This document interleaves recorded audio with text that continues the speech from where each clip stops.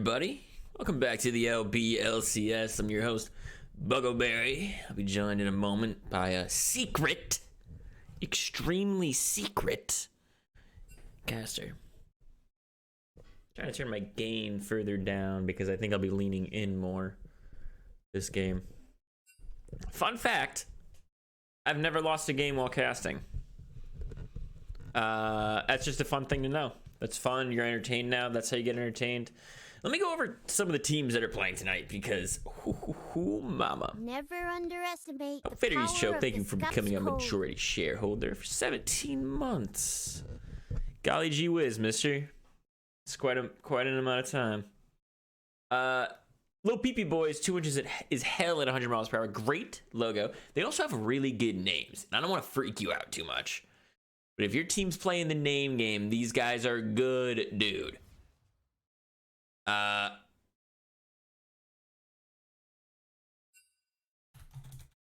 on, this team doesn't know.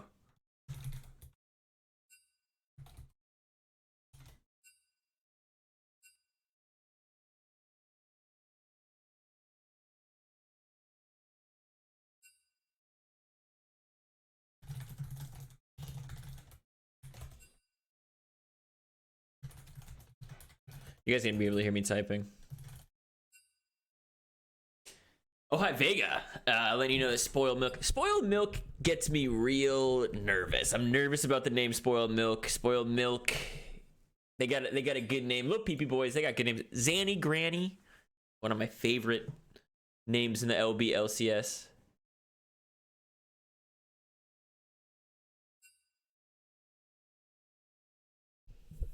Oh, hi, Spoiled Milk.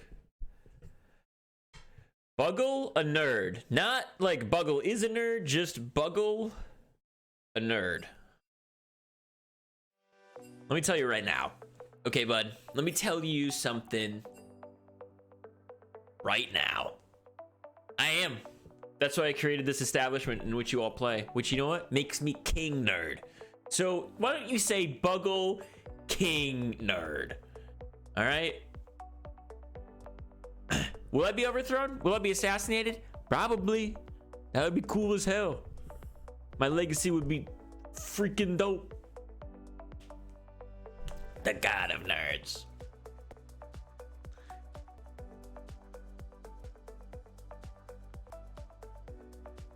Why are you worried about Spoiled Milk? There are so many tasty things from Spoiled Milk, like buttermilk, yogurt, kefir, several cheeses.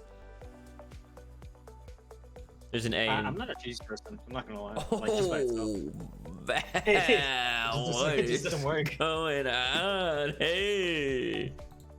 Hey. There's my cut wire. There's my Val coming in. Heck yeah. How are you? Good. I'm good. Yeah. Do I have you on my friends list, right? I'm not crazy. Am I crazy? Yeah. I just forgot, so I'm logging in right now. All right, well, I'll be getting the draft up in just a moment.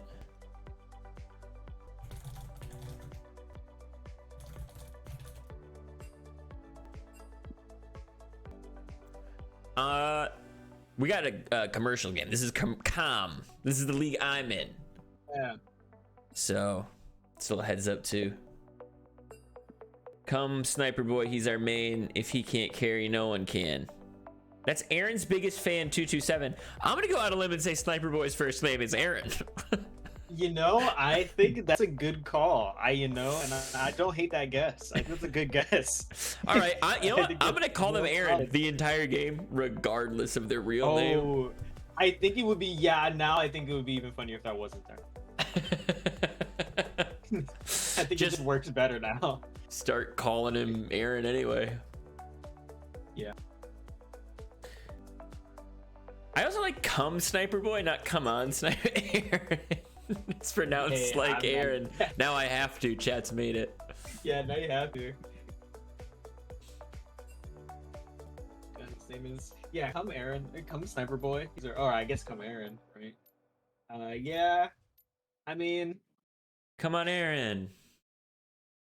Come on, Aaron. He's our man. If he can't do it, no one can. I mean, that works, right?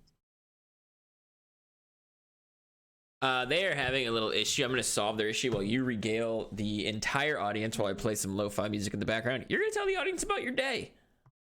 Thank you. The great thing about days like these is that I'm recently going back to university, so this is the one of the 3 days during the weekday that I don't actually go onto campus. So today was relaxation, being happy I finished all of work for and then doing jack shit for the rest of the day. Played some Civ. Yeah, just playing a lot of Civ 5. That game has got me in a chokehold. Honestly, I might play it during this series, just while everything else is happening. I'm sorry. Are you telling everybody that right now you're just gonna play Civ 5? Is that the... It's possible. I'm just letting them know it's like it's not out of the question. It's on the table. Yeah, it's on the table. Maybe during the early game, like the first 10 minutes, just while everybody's like doing landing phase. Yeah. I'm just get a couple cities going real quick. Just teching to settle an expansion and, you know, deal with the barbers later. Yep. Exactly. I mean, one of my favorite parts about Civ is just that, like, the entire, like, early part of the game, like, once it starts getting, like, modern and I have to worry about, like, scary things, like bombs, I generally become less interested. But, like, during, like, when, real fighting with spears and swords, that's really where my interest lies when I'm playing Civ. Otherwise, I don't really care. I actually treat my neighborhood like Civ 5. I'm outside teching into like pottery and just staring down my opponents constantly. I'm doing that. Yeah. Just like building shrines and stuff and trying I'm to building build shrines and I'm just screaming at, don't you build the pyramids? I'm building the pyramids at my neighbor. Yeah, I'm building Petra, fuck off, etc. Petra. Get out of here. Get. Yeah, I do a lot Statue of of Liberty, yelling. the Eiffel Tower, etc. It's so much yelling at my neighbors while I'm mid wonder built and just, saying, I'm doing this, not you. Exactly, right. Or kind of like jostling with war and stuff like that, right? You're trying to like convince them that you're not going to war, but you're still placing your soldiers like right on their lawn and stuff. We're not gonna hurt you, but also don't line up your army near mine. Exactly, right? Like to the two. Looks like we have a little bit of a lobby-ish. So if we're gonna figure it out. I'm gonna play a new song, and you're gonna tell us about who you like to play in Civ 5. Oh, that's perfect. Actually, this is actually a great question because I recently bit the bullet and got the other expansion packs. And in the expansion pack that me and my friends had convinced me to get is Carthage.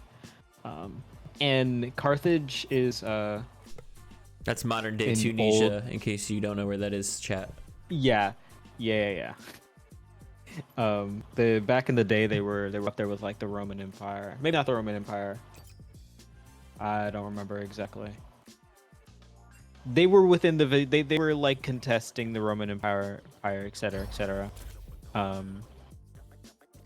But big time was in Civ. They are one of the more postal civs. Actually, okay, completely unrelated. A highlighted message. Shout out to LPP Sauce for getting married in a week. I don't know. Is he still gonna have time to play League of Legends? Who knows, actually. I think probably. I know married people who play League. Lord. What else? What else can I talk about in terms of Carthage? Carthage also has a special benefit that a lot of other civs don't get. Is that at a certain point in the game, they can traverse through mountains or traverse over mountains which is extremely important for That's a rarity. Okay, thank you for the answer, Grant. Actually, that's the answer I expected, so that's fair. But yeah, Carthage is pretty ridiculous because there's they're not exactly like a super strong combat civilization. It's the small things that they're able to do that makes them really cool. You know, they are better at being on the coast than any other civ, and they can send people over mountains and kind of surprise you. So you know you can kind of get the jump on your opponents. Let's say you both settle on opposite sides of a mountain range. Mm. Normally, that means both of your cities are safe, but you know you can kind of get the jump on them. Really fun stuff.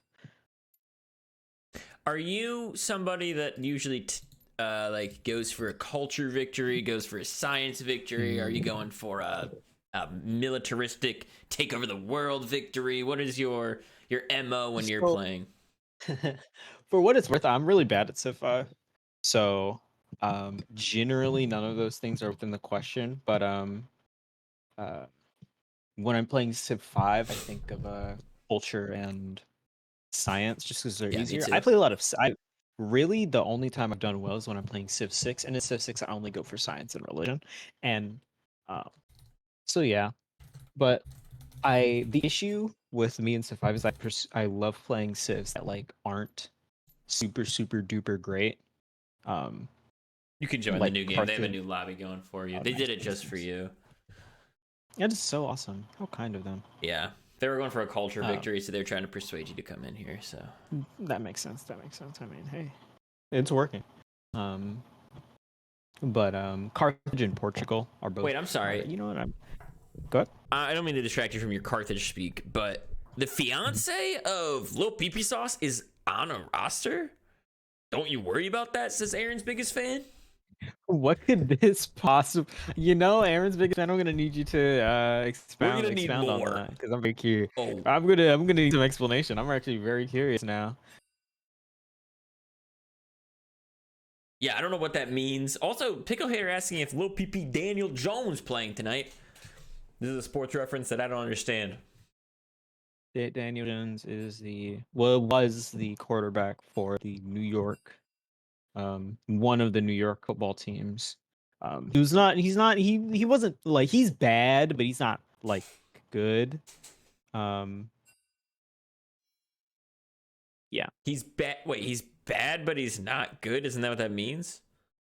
Uh, Are you saying he's not yeah, bad, but he's like, not good? I don't understand. You just said he's bad he's twice. bad, but he's like not like He's not egregious. He's not mean? egregious.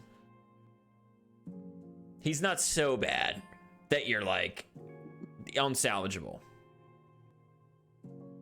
Is that your general? Yeah, exactly.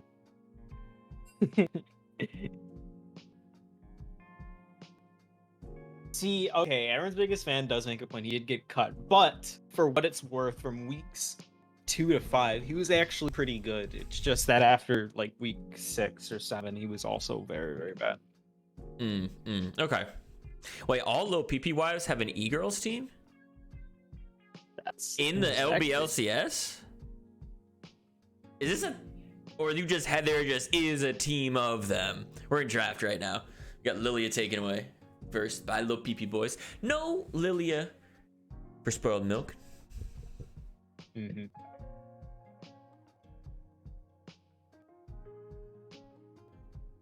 No, yeah. So Spoiled Milk and LPP Boys, both veteran team. Well, sort of veteran teams, right? Spoiled Milk is made up of a team I was on last season, Panther Milk, right? Kazadum and Hoover Forever, with some more additions from within the Milk Esports ecosystem. While LPP Boys, you know, they have been in the league for about 2 seasons now. They've got a strong following. They're cool guys. They've got Aaron up and top. They've been pretty solid as well. Aaron is their top laner. Hey Aaron, if you're listening, we learned your name from chat. We did learn your name from chat. Skarner is gonna be the first pick here for LPP Boiz, followed by Corky for Spoiled Milk. I'm assuming that's on Dose. It could be on. Oh It my can be a goodness, flex, Horman. but yeah. Oh, I'm sorry, Horimbornix. Yeah, Hornbornix. Horimbornix is a great name, and I can't wait to say that in the middle It of is the a fight. great name. Oh yeah. We love the Spoiled Milk with a couple of different flexes coming out. Obviously, the Cork between mid and ADC, and then you've got the Maokai for top jungle and support. Meanwhile, LPP Boiz get the jungler. Ice Garner is so good all time. So I'm really interested to see what they pair with it. It's a big pickup. Mm-hmm. Seraphine.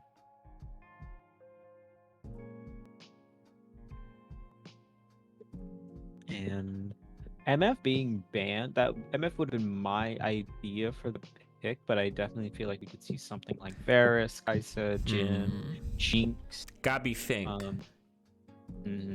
Or Ash. Yeah, It could be Ash. Ash is it can be tougher though with other more mobile. I like this pickup. Sivir. I like this pickup. You can Yeah. kind of throw things out the same way Seraphine can, and you have a lot of utility for your team. This is a pretty good pickup. Love Sivir. Could be very missing if you get a Skarner running at you, sped up by Sivir and Seraphine. And Sivir's one of those champs that one of those ADCs that really kind of can blend in with their team. She doesn't need an insane amount of resources to really have an impact. We're gonna get the Soraka and Seraphine. Hoover forever, dropping the Hoover Raka. forever. I've never seen. I won't say I've never seen Hoover play Soraka, but I definitely know Hoover. I know Hoover loves his engaged supports and does not love his what's it say? I know he does not love his enchanters, but I also know he will ball out on them. I think the silence from Soraka is gonna be important this game. We'll see how it ends up working. I also think I like in comms, right? People that have ultimates that affect everybody that's going on. So I like the Sivir kind of helps the whole team move. The Seraphine CC's little team. Raka's gonna heal everybody, so cross map heals. You could see some of those come in. I think Aaron's biggest fan leaked Aaron's biggest strat, which was the Cho'Gath top. Yeah. And he got banned away pretty quick right there. Also, thank you to Odio803 for the follow. Welcome to the low budget LCS. You're part of us now, and you'll never escape.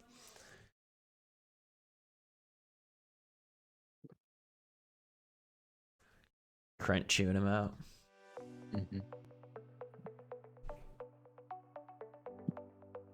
So you played with all five, or all? How many of these players? Just the jungle and support of Spoiled Milk. So Hoover and Khazad. Yep. Both awesome. Sick people. Ooh, and Bessa going to be picked up here. This is a pretty gnarly pickup. They have a lot of different sources of engage now with an Mbessa being picked up. And that's Maokai and angles. I love angles. I'm going to talk about it during the game, definitely. But another thing the Mbessa does is it could be top or mid. So now for LPP Boiz, they just have to pick, assuming they might play into Mbessa. Yeah, it could be either. I like the Fiora pickup, but you're going to have to be quick with those fingers. Those Mbessa moves are very fast.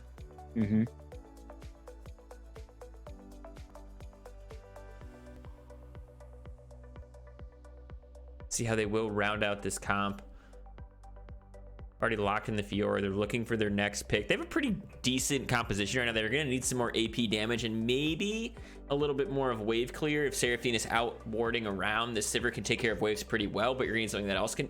Vel'Koz can also do it. So that's also a flex a little bit between those two choices. I would assume the Seraphine bottom with the Sivir. Yeah.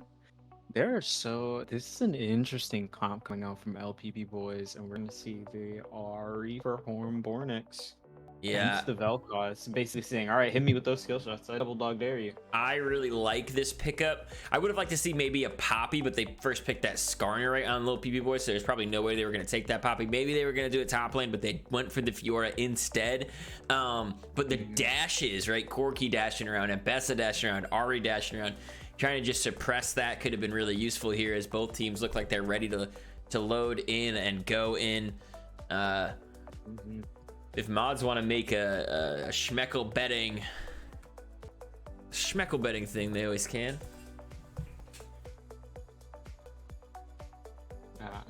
I'm no longer gambling. You've stopped gambling. I've stopped gambling. Wow. I know. Now, are you just decision. accruing wealth at this point?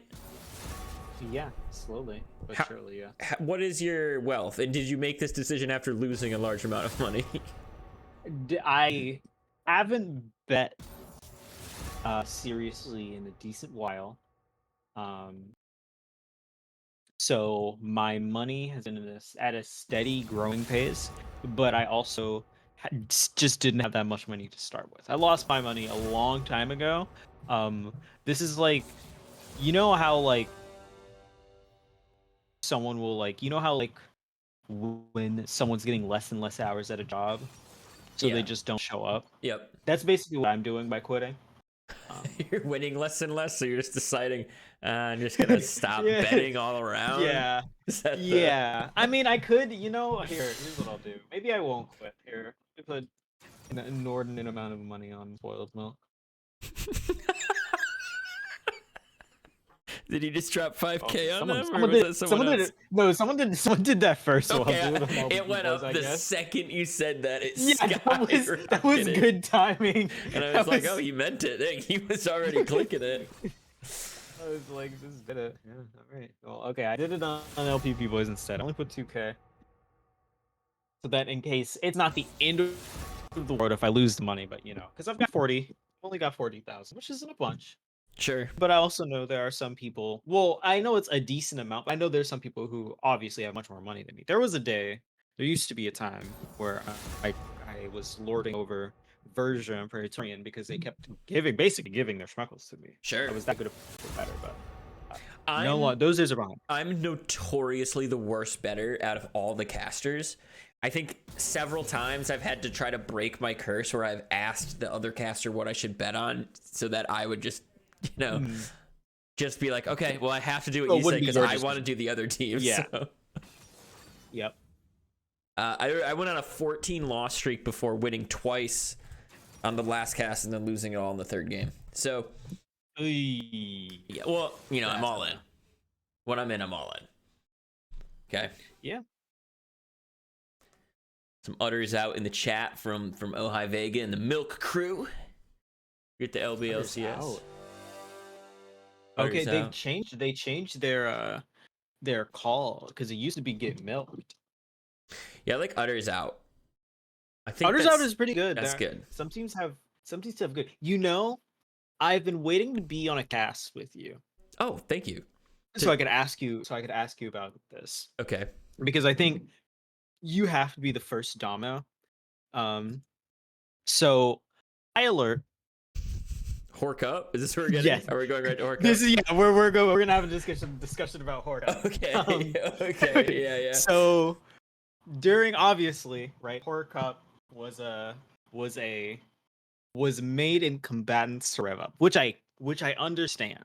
Yep. But as time has passed, I need your cosign. I feel like High Alert should adopt Wee Woo like a siren. Okay, I can see that. I also can see that because there's that little bear with the little sirens on it, and bear like coined the High Alert and founder and stuff. So I see this. Keep going. Yeah, and I think there's just I think adds a different dimension because Hork Up obviously works as a chant, but Wee Woo is something like feral. Imagine you're having a tough game against High Alert and all you see in the chat are sirens. I think it adds to the danger and direness of it all. I'm gonna be honest. I think that my original creation of this, and we could go back in the lore books, and we could rummage around in the lore books, and we could figure it out the truth about how much I'm lying right now on this cast, which will also be put on YouTube. But I believe on YouTube is the OG game where I declared that is what they should say, which is Hork up. and then it Yeah. became what stayed. Now, what was I on other than Coriander yelling about it? I don't know. I can't tell you where it came from. I could try to make it up on the spot and try to tell you what I think I might have been feeling, but I probably would be dead wrong. I truthfully have no idea where Horcup came from. I don't really know either. I've been trying to figure out how, because obviously I know what horking is. Oh my, that's not what I wanted to see in chat. They had to apparently, they had to explain what horkup meant to NACL viewers. So I guess it's staying. Never mind. Yeah, That's all right. Never mind. This conversation was pointless. There's not a lot of things that I've done that have like touched many people's lives, but Horcup is one of those things, and it's staying, Val. There's no change on that. Also, when we get in, my computer is very slow. It's mostly little tiny bears that run it, little tiny rats, rat milking it. I might take an extra couple seconds. You might get a little ahead of me. I'm just sharing that, being forthright with you. Okay. Cool. I appreciate your transparency. I'm gonna get more tea actually. So. All right. While you get more tea, I'm gonna think about milk puns that I'm gonna say during this game. Okay. All right. I'm thinking about them. I'm not sharing them. If I shared them with you right now, guys, it wouldn't be the same. Okay. Just holding on to those thoughts in my head.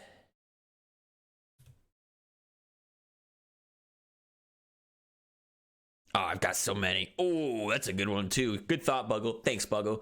Let me think of some more, Buggle. Okay, Buggle. This is going really well.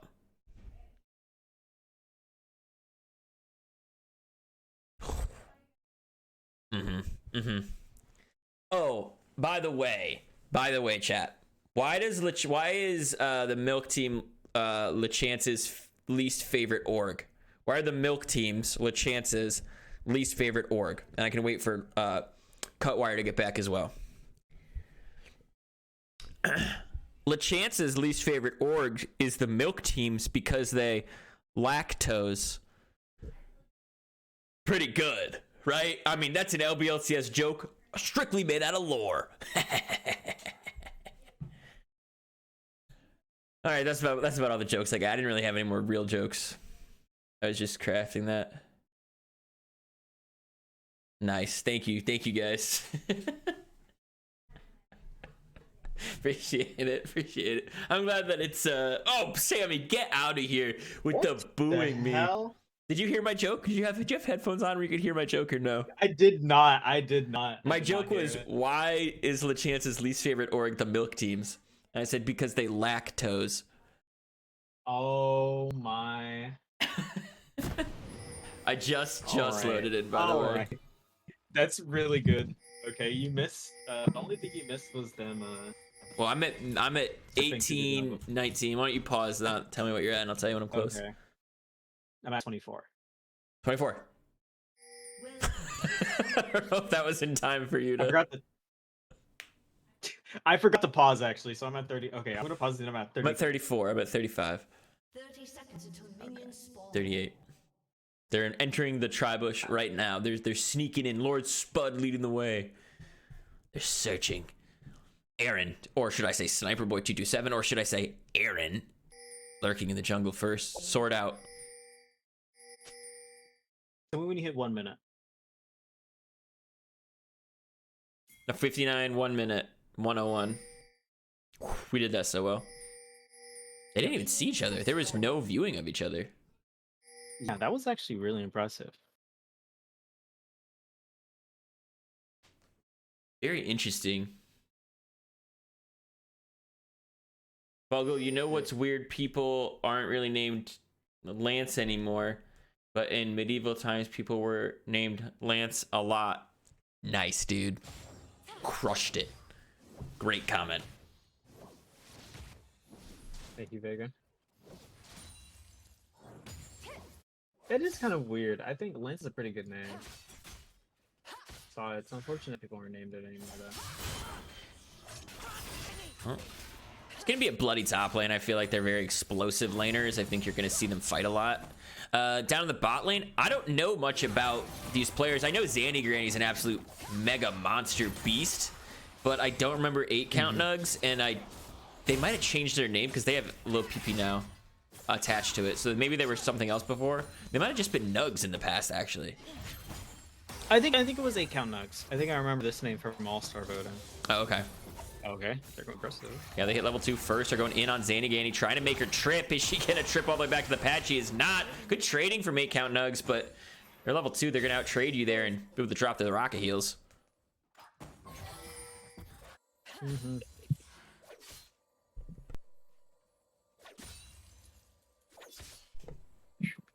Aaron's biggest fan is going to keep me honest. I did cast a couple of these guys' games last season. They're pretty funny. Actually, they normally lose when I cast them, which is funny because I put Schmeckles on them. I also put Schmeckles on. Oh, Yeah, I thought you would have divulged this information to me. Oh, shit. Seems like information I should have had before. I think I normally bet on them and they normally lose, and I did indeed bet on little PP boys. So, did I curse them? They can blame me if they die. Nice flash away from that right there up at the top lane. There's a fight as well as Kazadam is coming in. They're gonna grab it, but a nice riposte is gonna keep him alive. He's able to flash away as well, saves his life. Aaron's biggest fan must be hyped up because Aaron played that well. Very well. And Dose is like, I was gonna say DOS. Dose is playing really aggressive on this Corki, which is obviously just exactly what you want to do.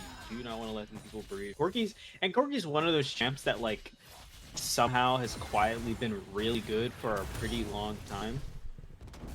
So it's gonna be really interesting to see. Yeah, coming in right here, doing some damage, but a nice charm as well. Almost gonna find the kill, and they are gonna find a 1-for-1 trade, but the first blood going over to that Skarner, and Skarner gonna have to just leave because Mbessa is on her way down too. That was something. That was an interesting one. I mean, Kazadam coming in clutch to kind of help pick up the kill, make sure Spud went down, and the kill went to Hornix. I kind of have a conspiracy theory I'm gonna bring up. I think Aaron's biggest fan might be Aaron, and he outplayed, waited 3 minutes, and then typed meow to himself after the outplay to escape up to the top lane. He baited the Cho'Gath ban in draft. He was like, "Oh no, watch out for Aaron's Cho'Gath." Because maybe he did. Maybe he was like, "Oh, let's pick him. Let's pick you Cho'Gath," and he doesn't want it. Yeah, play it. Yeah, no, he's giga braining this shit right here.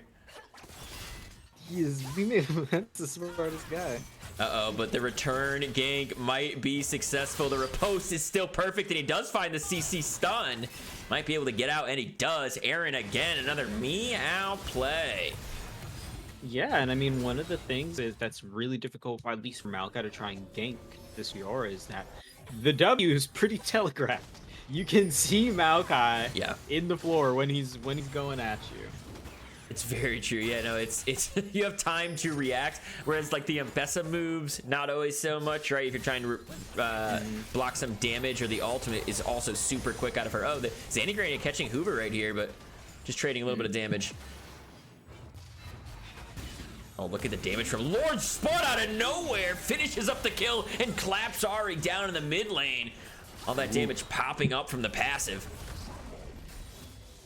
Yeah, one thing you absolutely don't want if you're spoiled milk is for this Valkos to get ahead. And I mean, already pretty ahead in farms. And Granny's pretty low. Auto coming out from just the heal. Going crazy. Actually, Dose goes too far into the tower. And nice barrier, though, keeps him alive for a little bit longer. He's going to try to trade on the Zandy Granny, who flashes away. Stay alive. Now he's trying to block the spell right there. Nobody goes down, but Hoover's on a ward. The Q might come out, and it does, and it's not going to find him.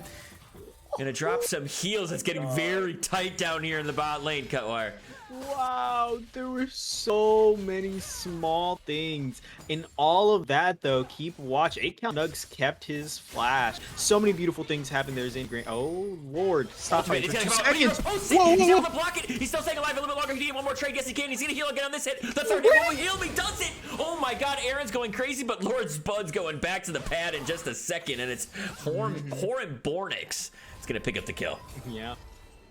Oren Bornix on the Ari, picking up the kill, making sure these Vel'Koz can't get too ahead. But in the so many things happening, the game saw that there were no kills in that insane exchange bot lane, so they decided to give us two as compensation. A great play between two high energy top laners. Saw that Aaron came out on top. Did exactly what he needed to, and then in the mid lane, it seemed like Hormonix just caught Spud at the right place at the right time. Yeah, And there's got a big kill as one well. thing I learned is that Aaron took his Adderall today, dude. Aaron was just, I can't believe you reposted the ultimate from Ambessa. It does give you this very small window, and I guess Ambessa did just hit 6, so you gotta be expecting it, right? That like ring finger hovering over that W, ready to hit at any second, but still really good repost from that Fiora.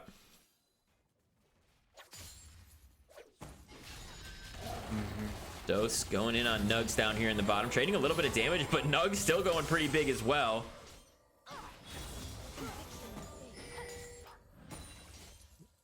Vel'Koz is spotted out on wards, but still just straight up coming in, gonna find a little bit of CC onto these guys and a lot of damage. Here comes the ultimate. They are dropping it onto Hoover, and they're gonna finish up the kill. Back to the pad goes Raka.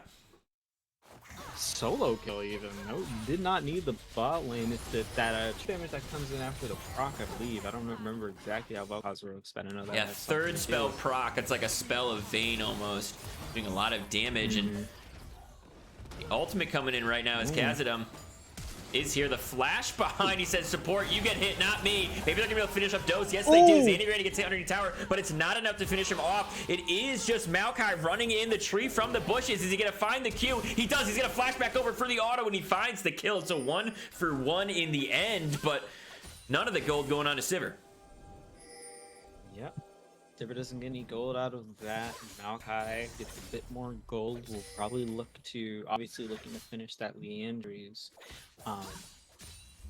And I mean, the Sivir's bonus, she didn't die. That's what she gets. She didn't die, but she's down a decent amount of CS. Down a solid amount of CS, is starting to fall behind in gold, but isn't too far behind. Has some gold, she can probably holding on to some gold so that when she gets back, she can have a more lucrative spend. As here comes little PP sauce over the wall, is gonna find some CC onto the right target. The ultimate is now being dropped. Raposa is gonna get another one. Can he get to the right side of this? One more auto attack will give him the heal, but it's a 1-for-1 trade while dragging and get picked up by Spoiled Milk over here. hold on. There could be a flash forward. There is. He's gonna find the CC. He's gonna find the W. Can he find the rest of the damage? It comes out in the form of the ultimate, and Raka again. The target goes to 0-2-0. Spud trying to get the lead elsewhere, realized, okay, maybe I won't be able to really abuse or stop or slow down this RA, so let me just abuse the Soraka, which I mean, that's messed up in its own right. But hey, you gotta get it where you can, especially in the mid lane. Yeah, keeping her down in levels too, just setting her back when they were crashing these waves. So still level 5 on that Raka. Zanny Granny about to hit level 6 in a minute here. Actually gonna back maybe before they hit level 6. Raka could have the opportunity here to catch back up. Another friend. Thank you so much, Rotated Gizmo, for becoming the newest investor in the low budget LCS. Welcome. You're part of us now. You'll never be able to escape. This is true. Aaron up in the top lane just going crazy. I will say, this is somebody to watch. He's up a lot of CS, like you were talking about. There's the CS spreads in this game are starting to matter. Corki way up, Fiora way up, respectively, on each side here. The gold lead really starting to surmount, though, for little PP boys. Yeah, right now I think the shining spot for Tots is I definitely think Ambess can be a much bigger factor in team fights, and only gets better as she gets more items. She gets harder to fight, right? So obviously not the end of the game. You know, she can go down and come back in if she. Another ultimate being dropped. Gonna force Horan Bornix to Ari all away, as well as Lil PP Sauce was able to pick up those 6 Void Grubs. Toter Tots might be in a little bit of trouble. He's got some help on the way. He's gonna drop that ultimate. He's able to dodge a lot right there. And here comes Maokai to help out as well. They're doing all the damage that they can, but is it gonna be enough? Yes, it is. Maybe for Sandy Granny. That's 1 kill. Here comes the teleport from Hornbornix, looking for the next kill onto them. They do have the numbers here. Do they have the talent? Nice riposte right there from Aaron. Meow.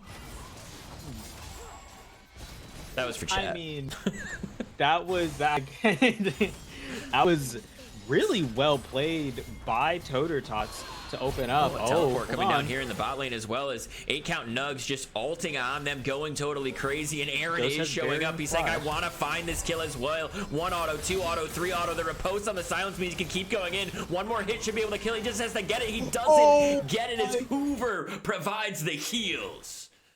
Hoover forever. What a play. The Soraka is crucial in making sure that can happen. Dos has to use both summoners, but the job is done. They don't die. They get a kill on Fiora and start to slow her down, right? Yeah. This gives the opportunity for Mbessa to start building some CS, build a lead of her own, less gold, all this. She doesn't have TP, so Mbessa will get back to lane first, gives her an opportunity to breathe, gives her an opportunity to play, right? They're even on items now. We can see something happen up in the top. Yeah, Hoover's saying that they might be past their expiration date, but Corki's time was not up in that fight. So important to constantly just be targeting the right one. And, you know, both the ADC and 8-count Nugs and Lil PP, or rather Sniper Boy Aaron, were going for Corki, but that is all Hoover wants. He's like, yeah, I'm not getting hit by anything. I'm just straight up dumping all my health into you, bro. We're good. Keep running away. We are good. Yeah, that was actually just an excellent play. That was a great play, and if Soraka can continue to do that all game, it will be a very long one for the side of Mbessa going crazy. Does get the ultimate out of Aaron in response as well. Yep, straight ults. The classic old top laners look like they're about to fight to the death, actually they're not gonna fight at all. A little bit of fighting going on from them. And Mbessa does have the big shields from having that Eclipse, but Aaron has the Ravenous Hydra picked up, so they're able to heal as well. So these fights are pretty explosive. Like, a lot of damage is being traded, but not a lot of damage is sticking. Yep. So, and it's going to be interesting, but one thing is the passive kind of healing up. Fiora gets to heal back her HP. Right. As she's just hitting those. Tots' HP isn't coming back. Is able to finish up and get that tower up in the top lane, and now fighting against Tots. And a lot of damage coming out onto Ari. What is this Vel'Koz pick? Wow. It does so much damage. Xandergray also going to go down here, tripping back all the way to the pad up in the top lane. They do receive a heal. Now they might be able to turn this right now. Andre and Tots looking for the kill. Can't find any damage, though. Does connect one. There's the auto as well. Is going to finish him up on the back line over here. Sauce going crazy, trying to cream all over these guys, and might just be able to. Yes, they do. Lord Spud is nuts. Lord Spud able to get it. Doze was looking for a big play to try and get the damage if the Q and the auto both hit, but Spud able to move right out of the way, and it's going to be a big swing for the side of LPP. Boys are going up just about 3k gold. They'll get the Drake, and now Lord Spud mad ahead. Yeah, they got different members sitting on a bunch of gold. Just looking at the gold spread, like 2.5k of this difference. Oh, might actually get caught by Hornbornix. The flash forward doesn't find him. But if you just look at the gold spread, it's about 2.5k in favor of Vel'Koz here. And you look at the item cost of these things, right? I mean, Malignance is about 2.5k. It's a whole Malignance ahead. Yep. I mean, it's a whole Horizon. It's basically a whole. Well, it's sort of like an item because you see Hornbornix has the Ludens and has a component. But meanwhile, Spud has a whole second item and the finished boots. Right. So there's just basically a full item ahead, right? The 2.5 between the half of a Horizon focus up and finished boots. And they do so much damage, and they're dropping ultimate non-stop on everybody. Look at the damage they did to Khazad right there. Almost finished them off as 8-count Nugs is able to just soak wave after wave down here. Yep. This is the Sivir special. You are here to clear waves, and you're probably not gonna die, barring barrier right there a gives you, like, serious a little mistake. bit more Tick, tick, life. tick, tick, tick, tick, tick, tick, He tick. just has to hit it one more time. It takes him. The turret takes him down. Hoover now getting chased by Aaron. Aaron looking for it, but Tots is also in the vicinity. Gonna have to chase him away. Nice use of the riposte again. Ooh. This dude is crazy Learned with from that. learned from his mistakes to remember that the riposte didn't work when he pointed it towards the direction Tots was coming from. This time aimed behind him, but Dose was so close to a super clean play. Yeah. You hit the turret there, he keeps so much HP and does not go down. But now neither of these guys have ults, but Tots is up an item, even on a down 700 gold, but that 700 gold difference isn't spent. Yep. You know, Yep. so I would love to see kind of duking it out. Yeah, fight's still going on down there. Kazadam trying to get Oh, the wrap great around silence. right here, and they have found him. The angles are online, cut wires. These guys are going all in right here. They took out the big part of their gold income that is the Vel'Koz. Here comes Dose, now looking for more, looking for 8-count nugs first. Xanet Granny also could be a target. Nice flash away from the charms, going to keep them alive for a little bit longer, and they're going to be able to disengage here. And I mean, that was a well played. Hoover's silences have been on point. Used it to save himself from Sniper Boy as well in the bot lane. This time uses it to just shut down Spud and get a huge shutdown. Obviously, it goes to Maokai, but gold is gold. And if this Maokai can become an issue in terms of just being difficult to kill for anybody on the side of LPP Boys, that'll be a huge boon just because of how this team can be so difficult.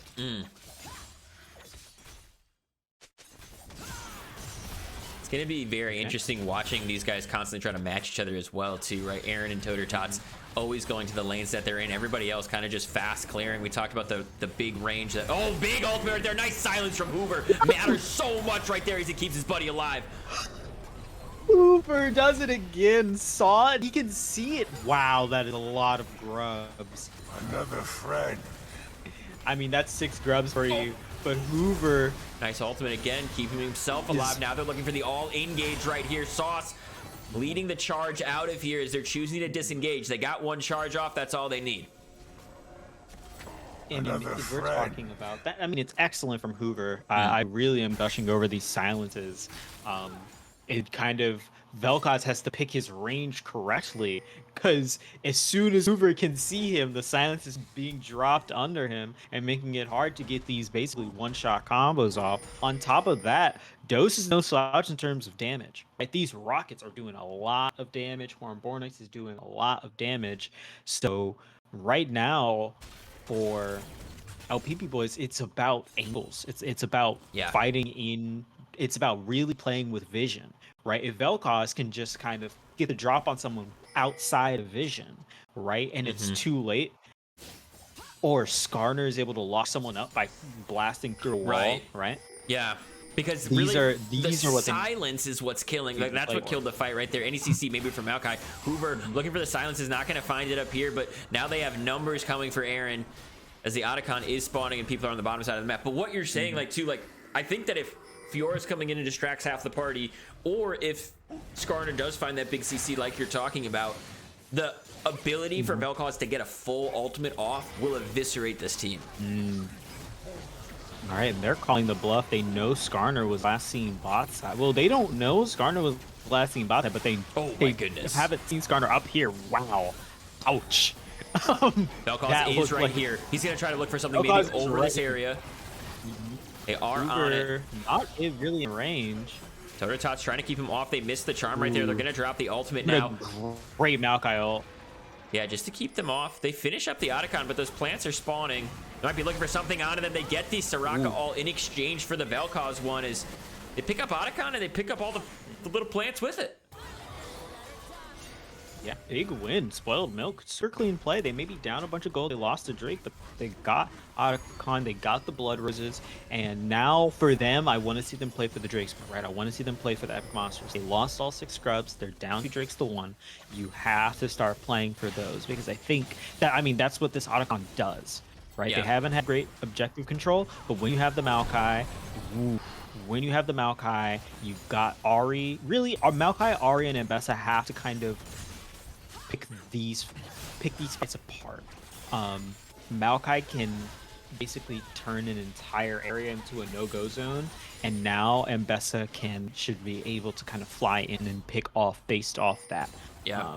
But yeah, Loki points out something. Soraka is three levels up on Seraphine. 3 of them. That's crazy.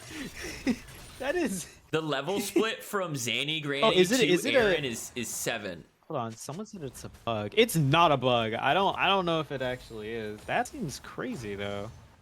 Yeah, she just leveled up to 8. More like I don't think bugging that's a bug. out. Everybody's freaking out over Yeah, that that's right there. I will say thank crazy. you to VVA side, which I can only imagine you were trying to spell wayside, but forgot that a W works better than 2 V's. Thank you for the follow. And Chandon Brock. I assume that's how your name is spelled. Thank you for joining the LBLCS. You're trapped here forever, and you're never allowed to leave. It's true. That's how they got me. I've been here for my LBLCS 5. My personal LBLCS 5-year anniversary is Is it on coming the up? 11th.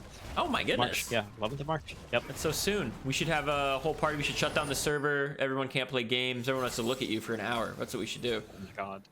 I think that's a bad idea. How about 5 minutes? 5 years, 5 minutes. Yeah, 5-minute server shutdown. I was told I didn't have privileges. You were lied to. Yeah, you were lied to. I saw it. I hate to break it to you. I don't know who told you that, and I feel bad. Yeah, I mean, in life But there's that the is not how dupers it and the goes. dupies, and I think you might be a dupee, bro. I don't think that's true. You're trapped. Yeah, that's messed up. Bornix. Oh, I mean, Ahri has no. ult, Oh, and Flag gets away from everything. Nothing to even yell about there is they just keep dashing Close. away and staying alive. a game of inches. They're gonna trade the Ahri ult for Skarner Flash and Skarner ult. They've got okay. They have Aaron.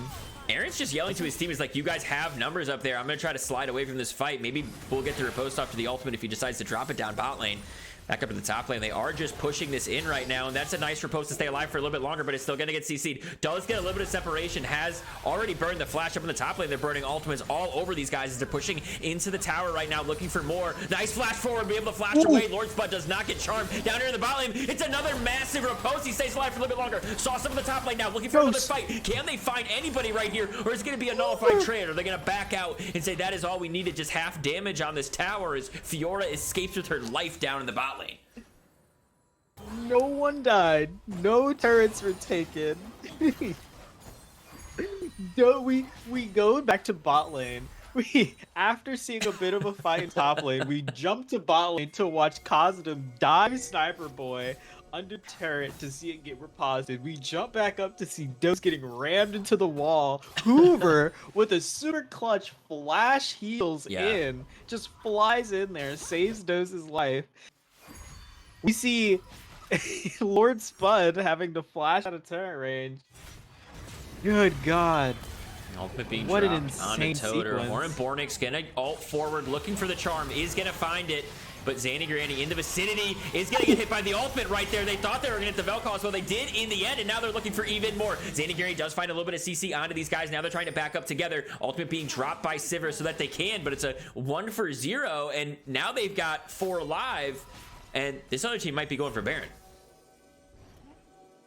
I don't know if they're gonna go for Baron just because Sauce is up. I mean, I would if I was them. But great flash from A-Count Nugs. But Ambessa smelled blood in the water. Yeah. Immediately jumped on an opportunity, and although didn't even hit the ult onto Vel'Koz, was basically right on top of him. Yeah, Sniper Boy And is now all has an over the angle. split, dude. Aaron wants to be splitting, but he's going to get collapsed on right now. You see pings going for the Baron, actually, from both teams. You can see that on the mini map. Now there could be some trouble down here in the bot lane. He's going to repost a little bit of the CC. Still gets hit by that Q. And try to run around, create chaos. Is going to get over the wall a little bit of CC. Teleport now is coming out. They could be looking for something. They might have saved Fiora's life with the start of this, and now they're going to turn back and maybe look for it. Horim Bornix takes a lot of damage right there, and ultimate coming out, but they are going to find the CC onto these guys right now. LPP Sauce doesn't want the smoke, is Their main damage dealer has died yet again. It is Dragon up as well. That could be the new target. Yep, I mean, if you don't want to coin flip the Baron, the Dragon is an easier take. And I love the play from LPP Boiz, right? I love the idea of the play. Have your be a nuisance on the side lane, and then as soon as you see them commit, especially you see Kaz. Yes. You see Kazum, you see the Maokai commit to the bot side, that's a free Baron, right? But it's the immediate turn. Kaz said, okay, she's low enough, I'm gonna start heading up, and it's Totertot saying, I don't need a kill, I'm gonna TP straight. They're starting top this lane. Baron right now too, Kaiwire. They're looking for this right here. They could be inviting danger, inviting trouble. They are gonna back off once the other team knows, because Vel'Koz does not have teleport up. Yep, they're just trying to kind of, so they're basically kind of dancing around. This Baron dance is going well, not well is difficult to tell. Lord Spud is ahead, and he sees, or he smells blood in the water whenever somebody is alone, but the warding game from Milk has been far superior in terms of around these objectives. And just look at the minimap right now. You look at that red across the entire river here and into the enemy jungle as well. Zanny Granny always trying to clear those out. Has a higher vision score, but just the number of pinks that are being bought from the side of Milk has been so good. They know what's going on. They know where this team is. You see the pinks coming out. So it's very difficult to actually catch someone alone. Lord Spud thinks he's catching somebody, but he's actually catching death. Yeah, I mean, it's just great coordination on the side of Spoiled Milk. You can see how quickly they get on top of Lord Spud in every fight. And if they don't, they do a really good job of kiting back and not taking the fight if Spud is untouched. So, but this is what I'm kind of worried about. If they can't get into the river, I feel like they struggle to get on top. They need the Maokai ult, they need the Ambessa ult, they need Ahri ult to get on top of the enemy team if they don't get to the objective first. Because trying to fight through Seraphine ult, Sivir autos, Vel'Koz, everything, Skarner. Yeah, huge redemption right there, actually making that trade go crazy for them. Well played from Raka to shoot that one over. I mean, and that's huge, right? I mean, I was talking about earlier how Ambessa does not have healing in her kit. Oh, they're looking for something right here. They do find the Vel'Koz again, but a lot of damage is coming out, and the ultimate immediately stopped again, but this time it won't matter as they pick up the first kill. Now they're looking for the second one. Hoover could be the main target of this as Nugs does finish him off and pick him up. Now they're looking for even more. Can they chase these guys down? Aaron is in town, and he is looking to help clean this all up. He's going to find the kill right there, get a little bit of healing, and now Ahri is the next victim they are looking for, but the flash away should keep her safe under tower. And I mean, that was excellently played, even though Vel'Koz was super low, and well, even though really it was Vel'Koz, you know, Spoiled Milk was sure they had a pick on Vel'Koz there, went for him, damn near had him, but it's not what happened. It was a great play. They were able to turn and get Dose. They got Dose, they got Hoover, and were able to shut it down. Now they'll get a chance at the Baron, but Totertots might have something to say about it. Yeah, Ambessa he's pretty is damn lurking strong. nearby. Level 16, 6 up on Zanny Granny. Very dangerous if you are right there. A teleport now coming in as well. Teleport coming in here. They're just going to go in right here before the Baron is in smite range. They're looking for something, and here comes, oh my god, Horan Bornik's going to find the CC on a sauce, but it's not going to matter. Sniper Boy over the other side of it, going to use that blast cone, going to keep everybody to safety, and they're going to pick that one up. Lord Spud now running for the hill, staying alive for a little bit longer. Might even be able to trade onto him. Redemption comes out. Look at the healing from that redemption. Healed so much. What? Wow. But no one dies, despite an attempt at heroics from Totertots and Hornbornix. They won't get any kills. I don't know if it's all. I think all 5 members of LPP Boiz come out with the Baron buff, and now this next Drake, it feels like, is going to be the big fight between these two. But before then, it's going to be about how is LPP going to use this buff? How are they going to push the lanes? What can they get from this, right? They need to be able to balloon this into something, you know, at this point in the game, you want this Baron to be game ending. You want to be able to make a big play. Look at where Dose is. I don't like this positioning. Yeah, Dose don't like it. He's going to get CC'd. He's going to get hit up. Nice flash over the wall to keep them alive. That's going to keep him right there. A nice longer charm has the flash from left. Bornix. It's Zanny's actually gone. going to be a kill on a Zanny Granny right there. An ultimate coming out Roman from Bornix kept Kazadam. the ult. Your eyes. Yeah, he's going to be able to block a little bit of damage, but in the end, he's just going to have to No, flash he's gone. away. Should go down here as well. If he gets to the blast cone in time, and they do. They barely get out. Wow, okay. They only lose one for that play, but now my Sniper Boy, by God. the way, this Fiora has 6 grubs. Just by the way. 6 scrubs, has Hullbreaker, drop their ultimate right there, does Oh! dodge it with the That was Q. clean. That was so clean. I mean, and it's all good right now. Obviously, maybe not the cleanest siege of the mid turret, but a very clean siege of the bot turret, and an even cleaner kind of getaway. And now they have sole control over the Drake pit. Yes, is there a bunch of spoiled milk vision around? Sure, So but like, are they much. going to walk in?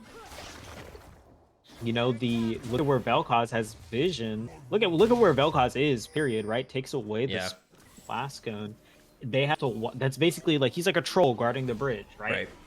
You have to walk into him. You can't walk into him unless maybe you have Rock of Silence, or if you drop like the Maokai ult ahead of time. But that ult's not up. You just Yeah. use it to hold the base. And that's So, ult.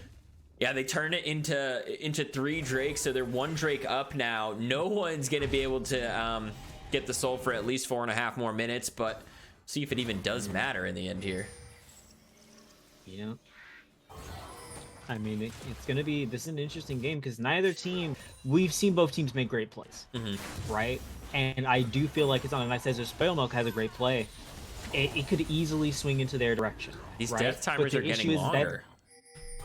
Yeah, but they've got to have a really great play where they kill a lot of people. Like they can't just kill 2 or 3 and call it a day. But they've got 2 waves crashing at the same time.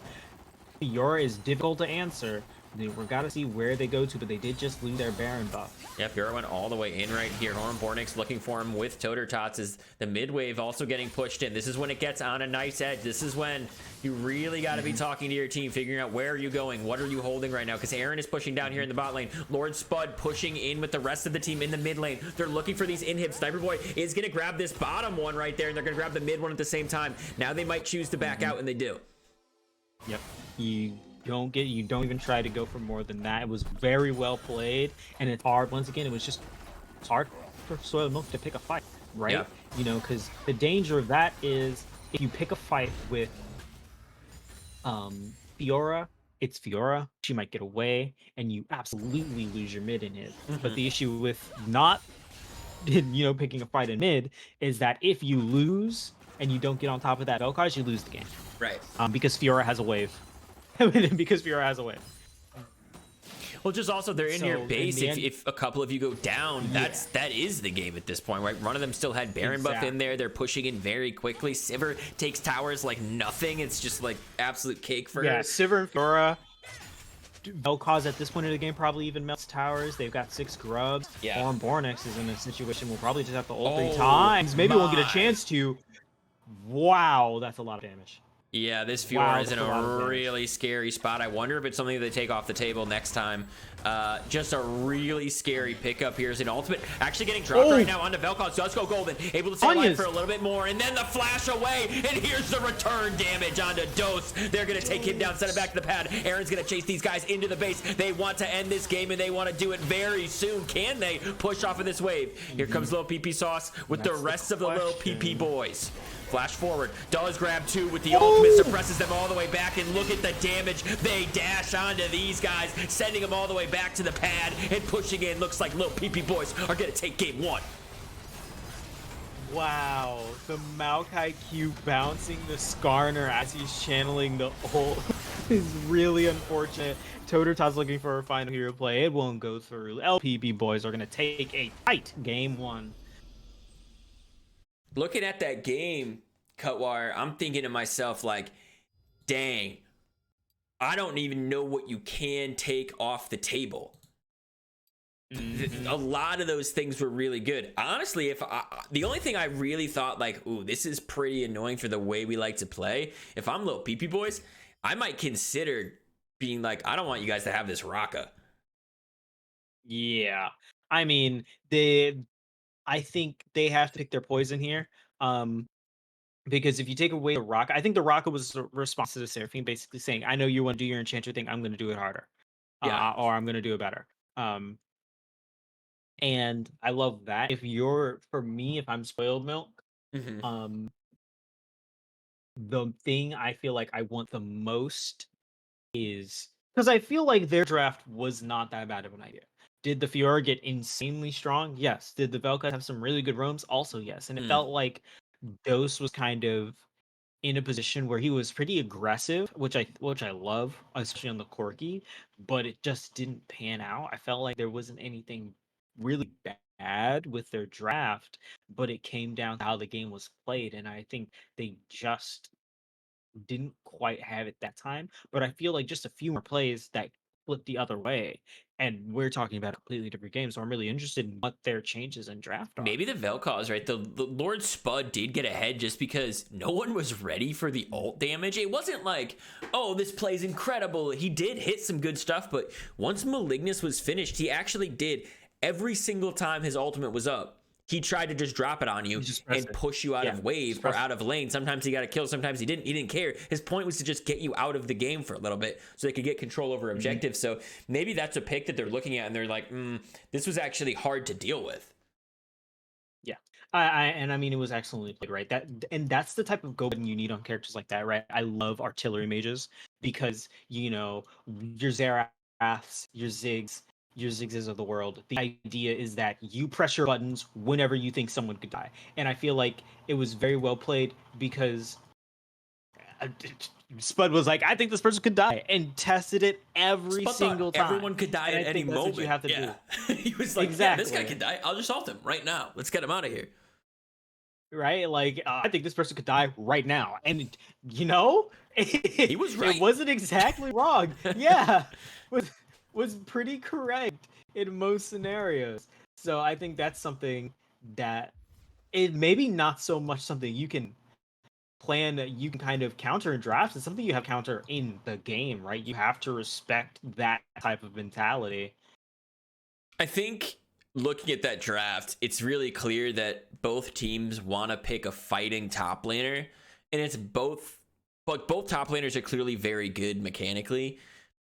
I wonder Yep. if the Fiora is going to be taken off the table just because Toter Tots probably wins a lot of those interactions if riposte doesn't exist. Like if Ishap can't block the ultimate, then there's a chance actually that he turns a bunch of those fights and gets a huge damage lead and then starts to snowball that way. And then instead of trying to send extra resources to Fiora, it's actually little PP boys trying to send extra resources to the Mbessa. So there's a couple different ways that you could kind of go about draft. I wonder because, third eye observers, we always have a very different perspective as to how the game is actually feeling in the moment. We can see all these different stats, right? We have a better perception of like what we think could be identified as a problem. Yeah, but Yeah. they might be like, actually, this felt like terrible to play against, and I don't want to play against that again. It's gonna boost their mood maybe if they ban certain things. Yeah. And I especially think about Maokai ganked top like 4 times early in the game, and every single one of those ganks didn't go well because of riposte. Yeah. So I feel like that is something that should absolutely be considered, right? Something that they should keep And an the other eye thing out too is for like, because all right, one of those, maybe they get out. Maybe Fiora is able to burn Flash and escape. Sure. Right? But the other three, Fiora got caught in the middle of lane kind of and was still able to escape because they get the extra Just walk CC away. move and get to dodge one. So Yep. maybe that is something they're like, hey, this doesn't work. Like normally we gank for Toter Tots. Normally we get this dude ahead. Normally we're going crazy on them.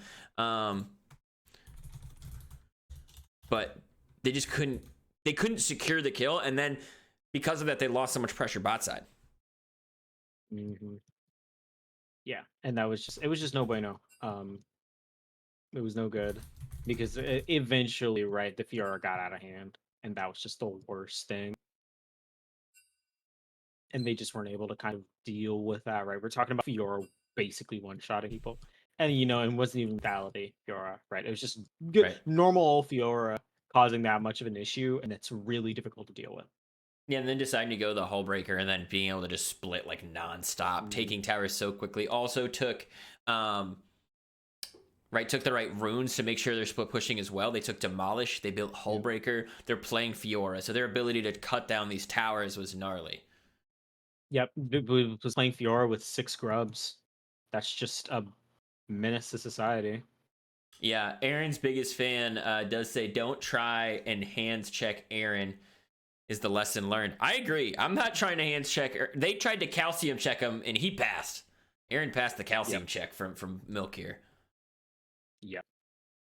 And I mean, it happens to the best of us, right? Sometimes you check someone who you maybe should not have. But also, I like it. And let's be, for what it's worth, Twitter Tots had some great fights that were on a knife's edge. So if personally, if I'm Twitter Tots, I'm like, I'm not, if that guy's not on, Fiora, I might be able to handle. Yeah. And I don't disagree with that. It's interesting. I also wonder for the side of these guys, like, what did they identify as the problem out of Milk here? Because I mentioned the rocket being a little bit annoying, but it's not actually the most annoying. I think the redemption build was crazy with how much it was healing and doing damage. I don't know if that was buffed recently and I'm just behind the curve on this, but man, that looked like it was chunking, didn't it? Yeah, it was healing a lot, which caught me off guard. I was like, wow, this is a lot of healing. This is more healing than I'm used to from redemption. Yeah. But other than that, I mean, Maokai seemed to be an issue at times, but they were able to make it work. And Bessa could have been an issue, but she got shut down. The Corki was mid game. Once he got that 2 item spike, Corki actually was doing a preposterous amount of damage and was carrying them back into the game a little bit. So I wonder if that's something they've identified as an issue.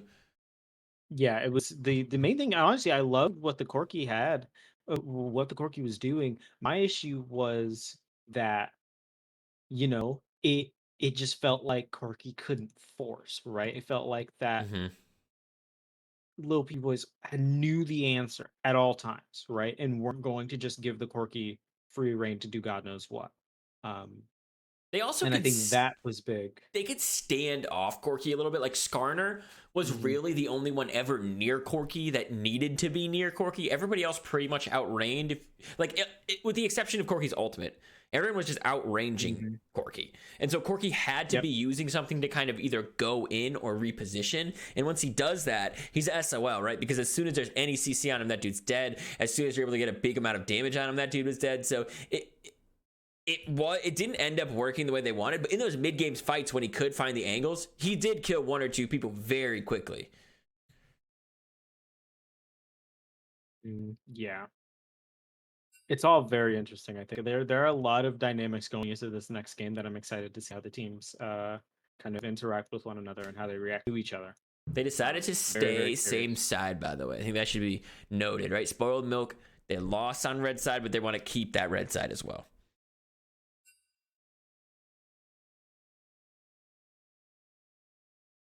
We're off into draft. Let's see. See what happens. Thresh still going to be banned away. Amuma makes sense. Still banned away. Lily, no bans have changed yet. These are the same first 4 bans, or rather, all 4 of these bans were in it, right? Lilia was banned first. Is Fortune going to be banned away?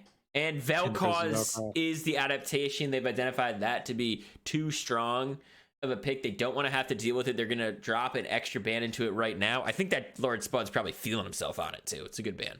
Oh, absolutely, yeah. Balled off on that.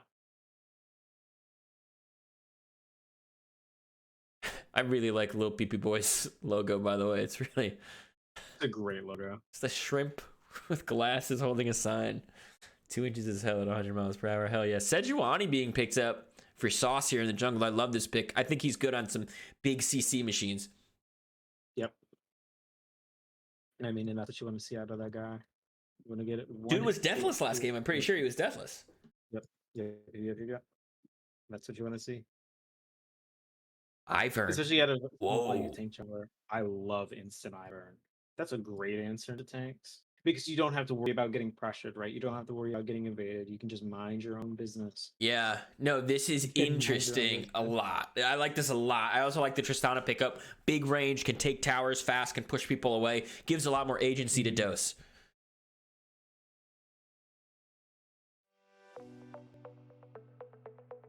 Yep.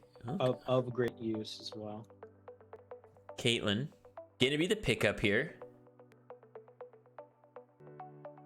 By the way, in theory, Ivern, another possible redemption champ. Just want to shout that out. We're gonna see a double redemption tech into this game. Perhaps. It honestly depends on what they're going to pair with the Caitlyn here. The Tristana is another flex from its ADC. It's going to be Kate Melio. This is an obnoxious on range. Oh, this is so Honestly, I annoying. wouldn't be surprised if we see something to counter, to kind of just answer the range. Jin, I mean, isn't perfect into Caitlyn, can struggle, but you know, you want the range. Jinx, maybe, if you're kind of a sociopath. Syndra, and they're gonna say, fuck it. You know, do your thing. Just so you know, they're saying, okay, it's gonna be Caitlyn's range versus Tristana's all in versus the Melio. That's really what I'm worried about. I actually think I really like this. They're pushing everyone back. Tristana can push people back and jump away. Syndra can push people back, have targeted point and click ultimate, so you're not really missing it, right? I like this, and you can also use the Ivern to just get in range of somebody that you do pick, because everyone can zoop on that Q. But Yep. I feel like their comp won't feel right until I see the next two, because I feel like this comp could be very weak if they're not able to round it out the right way. Yeah. Okay, I definitely feel that. Cho'Gath still banned away, by the way. I know Aaron's biggest fan is out there somewhere. I mean, it clearly, maybe not a bait. Maybe he's just actually really good at the Cho'Gath. It's possible. Aaron's biggest fan yelling boo in chat. Maokai. They are going to ban the Maokai as well this game, which is interesting because they have picked jungle, but Maokai is a flex champion, so there are still two more spots where it could go. Definitely don't want to deal with the Maokai support, you know. Yeah. Having that strong of a hard engaged character and having a hard engaged character who can't be stopped by the Melio Q, right? True. Tarek. Okay. Wow. This is the kite back double redemption comp that is coming out of these guys right now. I'm telling you, this is what they're trying to do. They saw how effective it was. They're like, double down, dude. That was crazy. Yeah. I'm really curious on what the top lane is going to be now. Are you going to go something that's more of a right? Really, what I'd love to see is like a bruiser, right? Yeah. I would actually love to see something like something that can reverse the engage, and you just wait, go back, go back, choose when you go in, or just anything that can deal with Ambessa, and you picked red side intentionally to have the like. The whole point of this is like, we're picking red side because Sniper Boy Aaron that last game was crazy. We're respecting that. We need to give a full counter so that we're not going to get bullied on the split. But actually, I love the something pointed out from Vega is that the Tristana is the only person who can really cart this Tark stun forward, right? True. So Ivern Q though, you could carry it. You could carry it. Yeah. I was about to say, technically, Ivern and Tark could work together. Yeah. By the way, Darius, sick name, good wordplay. Zig's being picked up here for the LPP boys. Thank you so much for the follow. You're trapped here forever. Thank you for joining us, and we'll never let you leave. Ren. Okay. Ambessa was mentioned. Renekton was mentioned as an Ambessa counter last draft in chat, and here it is. This time, Tototots is going to pull it out to answer snipers. This time, these are both really interesting comps. I like both these teams more after the second game draft, honestly. This game is going to feel way more fun to watch, way more fun to be a part of, because this is crazy. These are crazy comps. These are some pretty crazy comps. I'm excited to see what they put together, because there is definitely, I think there are some interesting dynamics going to this one based off just what we saw last game. You know, There's a lot of interesting things that could be happening. So I'm really curious to see how both of these teams go about that. Yeah. Let's get a Schmeckel bet going. By the way, curse broken. Oh, Yeah. we had a little we had an error banning. It looks like, so people had to drop back out. But we'll be loading in a second. I'm gonna leave this screen up instead of switching over to the other one like normal, just so that people can see what they're betting on once it's up. I don't want people to be like, oh, what is it? Who's going where? What's happening? But based on what we know, everything is traditional in the grand scheme of things, based on what you're looking at. No secret picks going anywhere. It's not like it's a secret Ivern topper support or something. That'd be fun. That'd be fun though. It would be wild. Yeah, make it even more fun. I do think, by the way, that they identified the redemption being so strong last game and picked a comp that could run too. Yeah. Like I was saying though, totally reversed the curse on that one. Streamed Lil PP Boiz, bet on Lil PP Boiz. Lil PP Boiz won. That is pretty anomalous. I'm a little worried about what this could mean for the greater Double universe. down. I'm going back in on Lil PP Boiz. I'm just gonna bet. I'm gonna see where the spread goes and then bet based on that. Praetorian always says bet 5 to 10% of like your total income if you're going crazy. Otherwise, you should bet 3 to 5%. I say bet it all. Start being right more, you know? Yep. Your odds are 50-50. Come on, get out there. Lose all your schmeckles to someone. It's fine. Is it fine? Some people take real pride in having their schmeckles. Okay, interesting. Oh, Ojai Vega gonna drop a lot onto the spoiled milk right here. Dropping a couple of K. All right, we're deep enough into the draft that I don't feel bad switching over to the pick band so you can see it. I think it'll still be relevant. I only got a couple seconds left to bet here. 20 seconds left to put schmecks down. I am gonna just put schmecks down back on Lil PP Boiz for 2 reasons. And it's because I like going to bed early. And I'm hoping that I'm hoping that they send me to bed after game 2. But I do know that I've cursed them before in the past. So I'm aware, I'm cognizant of it, but I'm still going down. All right. So you could both be happy that you could basically be like, I made the bet, so I go to bed. But if it didn't work, then I'm gonna be grumpy no matter what, right, Koar? So it's like, yeah, I might as well just be super grumpy or super happy. Let's go all in. exactly. This is Right. not game Only 3, extreme. Rucha. No, this is not game 3, Rucha. This is game game 2. Dos, as we would call the ADC of spoiled milk. Dos. It's a good one. We'll be loading in a couple moments. I'm gonna let you go to do whatever you need to do. We've got a couple of commercials we've got to run for everybody that is out there. So hopefully you've got your corianders, and if you don't, this might entice you. Well, hang on. It has to. Oof! This button's not working. What do I do? Psst. Zero idea. A 6-pack of beer is just a 6-pack of beer. But a 6-pack of coriander? Now that's something to celebrate. Carefully crafted with one main ingredient, one signature flavor, coriander transcends hops and malted barley. And with our new easy-to-open bottles, you'll be able to slug down a 6er faster than you could ever want to. So grab a friend and raise a glass to craftsmanship. Because a coriander shouldn't be enjoyed alone. It's the only beverage of true refreshment. Coriander beer. It takes 2 to tango.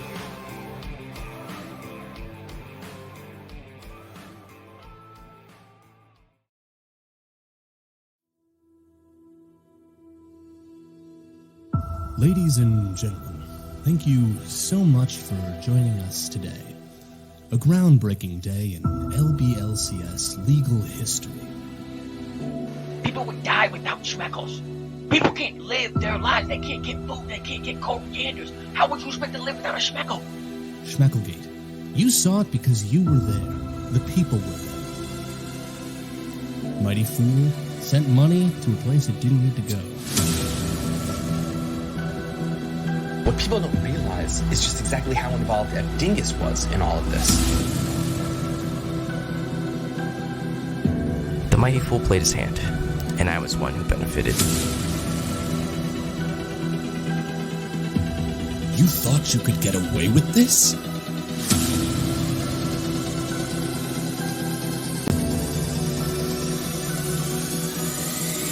I'm tired of pretending he's innocent.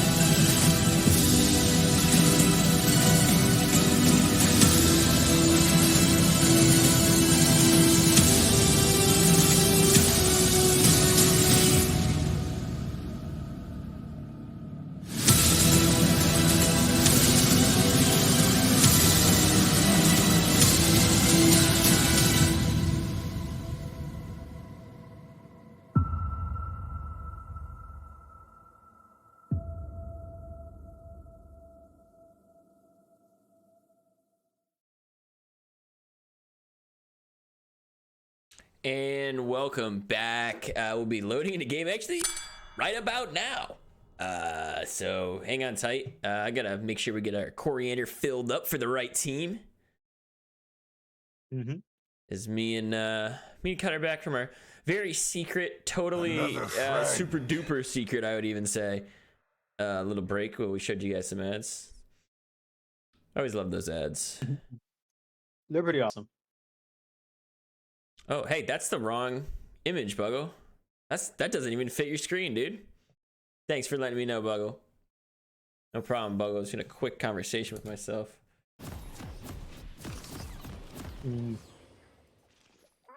Whew. Guys, I figured it out. Completely. Don't sweat it. By the way, I did just load in. I'm at 14 seconds, 15. These guys are running out of base right now. Let me know when I need to. Okay, I'm at 20. 20, 21, 22. Perfect. We're cruising. We're cruising. We're in sync. Backstreet Boys and NSYNC. Here we go. These guys are doing the same invade that they do. Very normal here.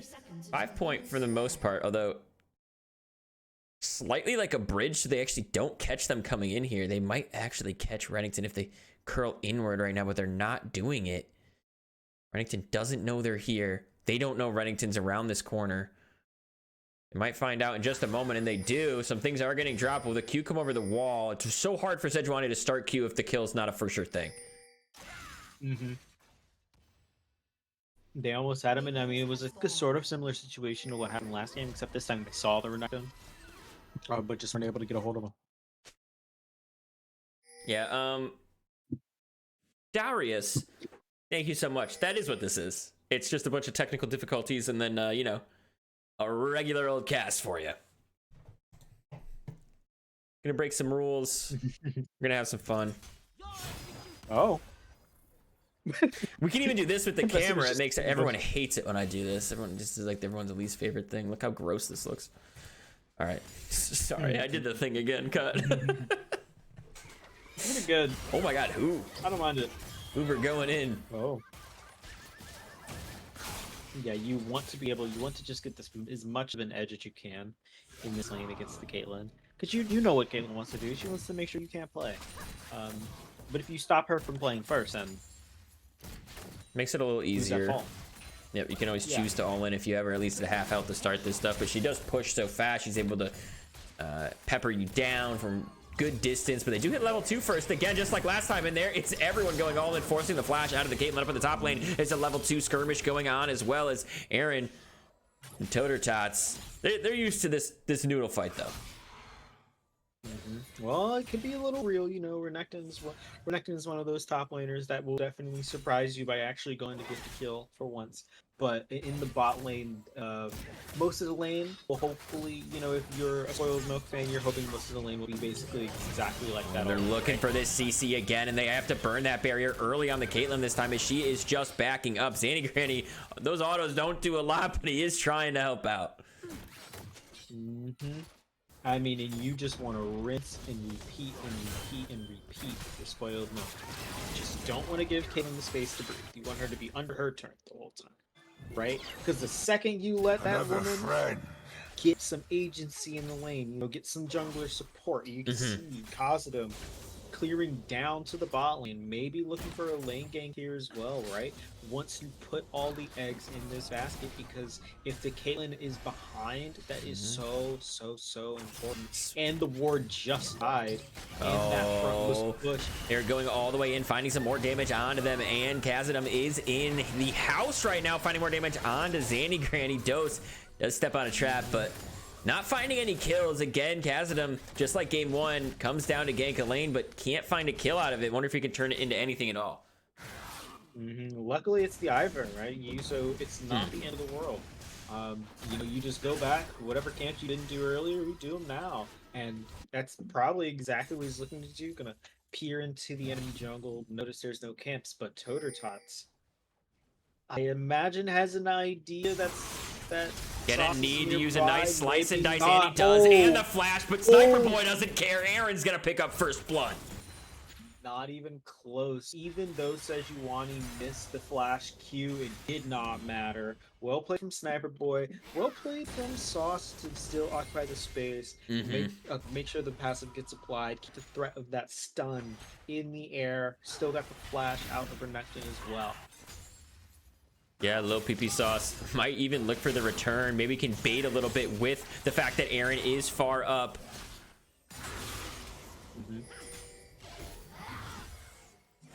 Just gonna shove this wave, get a little wave control, let him back. Yep. Oh, maybe this is maybe a little bit dangerous. He does get a shield. Tots. Yeah, I was about to say, Sniper Boy not respecting. He's on a ward. The slice and dice could kill. He could slice, dice, Q. Oh, he does not find the Q. Oh, he was out of range. Yeah, I mean, you can see the vision there was beautiful, but just out of range. That Q hits, he's super dead. Just because the Q hits, and if he doesn't die from that, he gets diced and stunned. Yeah. They are going to look to just take this Drake right here, but Ziggs might be able to grab a couple plates. Sejuani is actually in the vicinity, and they do not take it quickly. Ivern is not one of the junglers that takes Dragon very fast. Ivern and Tarek are not exactly the world's fastest Drake takers, but maybe they're saying we don't want the fight that happens after this, so you guys can have it. Yeah, just a little more spread out. Sejuani had to go clean up their jungler, falling a little bit behind in the CS and in the smiting game, so gotta make sure you stack your little Pokemon, evolve it. Yeah, it's a little buddy to bro up and do powerful smite, etc. Tots is down a level, and here comes an ultimate as Abessa is looking for another kill up here. Another heal from Tots could keep him alive, and it does. Wow, just walks away. Is able to kind of get away with highway robbery, not dying there. To Sniper Boy uses the ult now, probably what, a minion or two away from 6, doesn't quite hit it. The mid laner is here, so he's gonna come out. Might go down, might not. Oh my goodness! He's able to get it with the damage from the AoE of the ult as Kha'Zix had dropped a shield on him just in time, but now though PP Sauce is in the house, trying to find some damage onto these guys. Wow, I cannot believe it went that way. On the bot lane, they're also looking for some more fights. Dose might step on a trap. There's one in that bush as well. He's able to dodge them both and stay alive. Yeah, I mean, they got the big engage there, but the HP advantage is the HP advantage is very much in the favor of Count Nugs. The Hoover will slowly be out, and that's one of the things. Tark also has some healing. Going in, trying to find a lot of damage. They know they're still a level up, so there's no ultimate coming in from Nugs right now, and they're just gonna get a back off after trading pretty effectively. Yeah, they're gonna look to hold the wave here, but should still. It should freeze to still push into the spoiled milk bot lane, yeah. Oh, but they're going to stop Hoover's back. Gonna cause him to be a little decent. He has HP and a solid amount of mana, so it may not be the end of the world. Laning assignments are swapped right now as well. Ambessa in the mid lane, Ziggs in the tank lane. Interested because if Ambessa gets this ult back up, it could spell a bit of danger for Hornbornix. Yeah, and some damage already coming out onto them as they're able to get forward and trade half the health down. Aaron does have hands, we learned. Chat told us before game one. We didn't truly believe them, but man, were we showing up by the way they played Fiora. Now they're on the Ambessa. They got a lot of dashes, a lot of ability to find this damage, and Khazad-dûm is lurking. Lil PP Sauce is lurking. This could be a 2v2. Over the wall. 2v2. Nice flash away from the ultimate. Hornbornix well played on that one. Meanwhile, Totertot's definitely applying the pressure to Lord Spud. Once Ziggs does not have that satchel, he cannot really be up in the wave. Renekton's double dash puts him in so much danger, and with the ult up, it could be a quick fade to Monochrome if Ziggs isn't paying enough attention.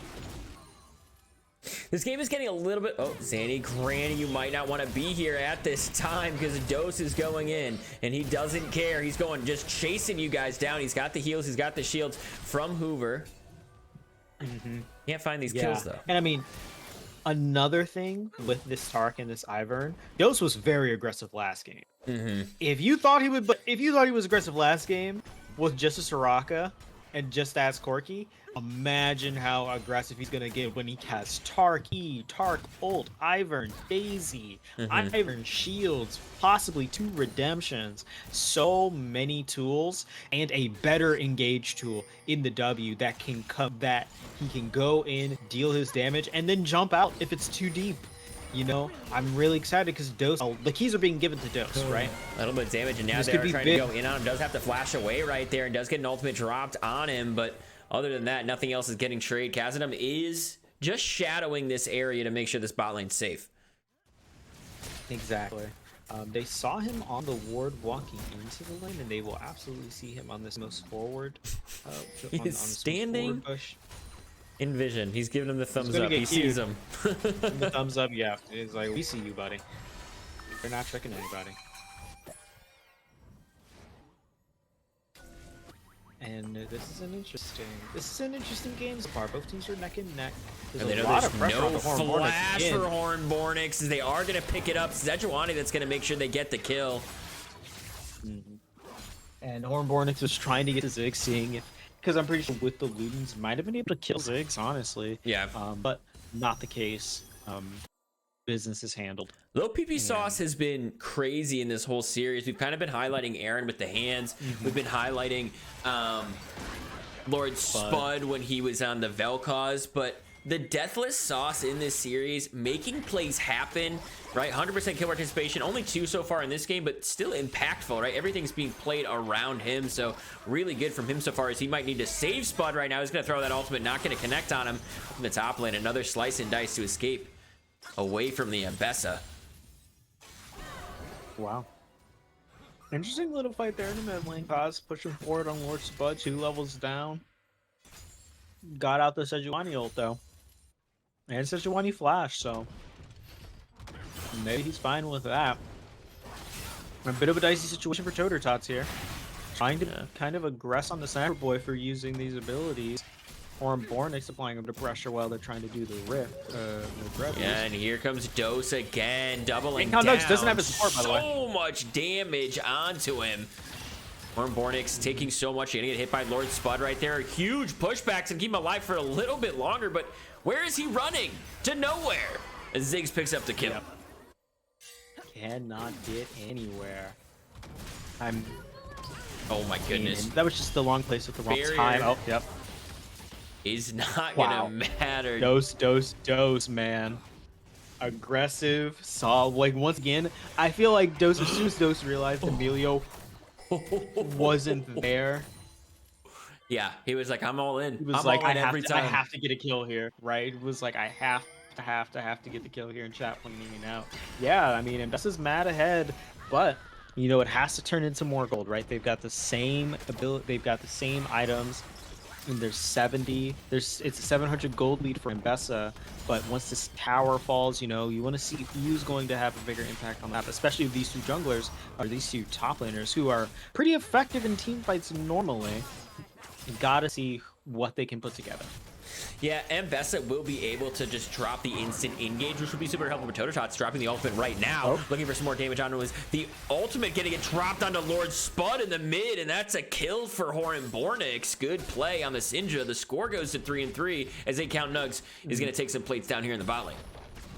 And Horan Bornix reminding us that even in that Vel'Koz game, had some insane plays on the Ahri. And yeah, I mean, Dose is just constantly applying pressure, and that's exactly what you want. You don't want this Caitlyn to feel comfortable. Sure, Caitlyn gets a bit of a lead sometimes, but it's never enough. It's really close. Oh, movement! There it goes. Tototots is going to pick it up, and now Lil PP Sauce could be in a lot of trouble right here. He does do a good amount of damage on the Sejuani, but Daisy's going to knock him up. The CC, the knockback, and the first death of the series for Lil PP Sauce comes here at the 13.5 minute of game 2. Tototot says, I do not care what the CS members say. I am playing this crocodile. I'm having a hell of a time doing it, and that's big time. It's absolutely big time because, you know, Spoiled Milk once again gave up the 6 grubs, but got 2 Drakes in return this time, right? They've got a big lead on that aspect. This game's been pretty slow, so I think it's going to be the revive Otacon. Which I think could be really interesting with how these two teams are playing.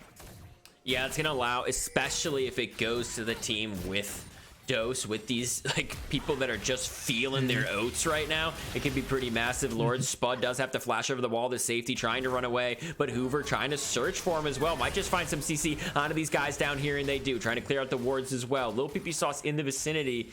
I think it's going to kind of fade away as nobody fights anyone. I don't know if you noticed, but Horan Bornix proactively started to conjure an orb over the wall. Knew Spud was going to flash over the wall and just misplaced the orb. Would have been an insane prediction.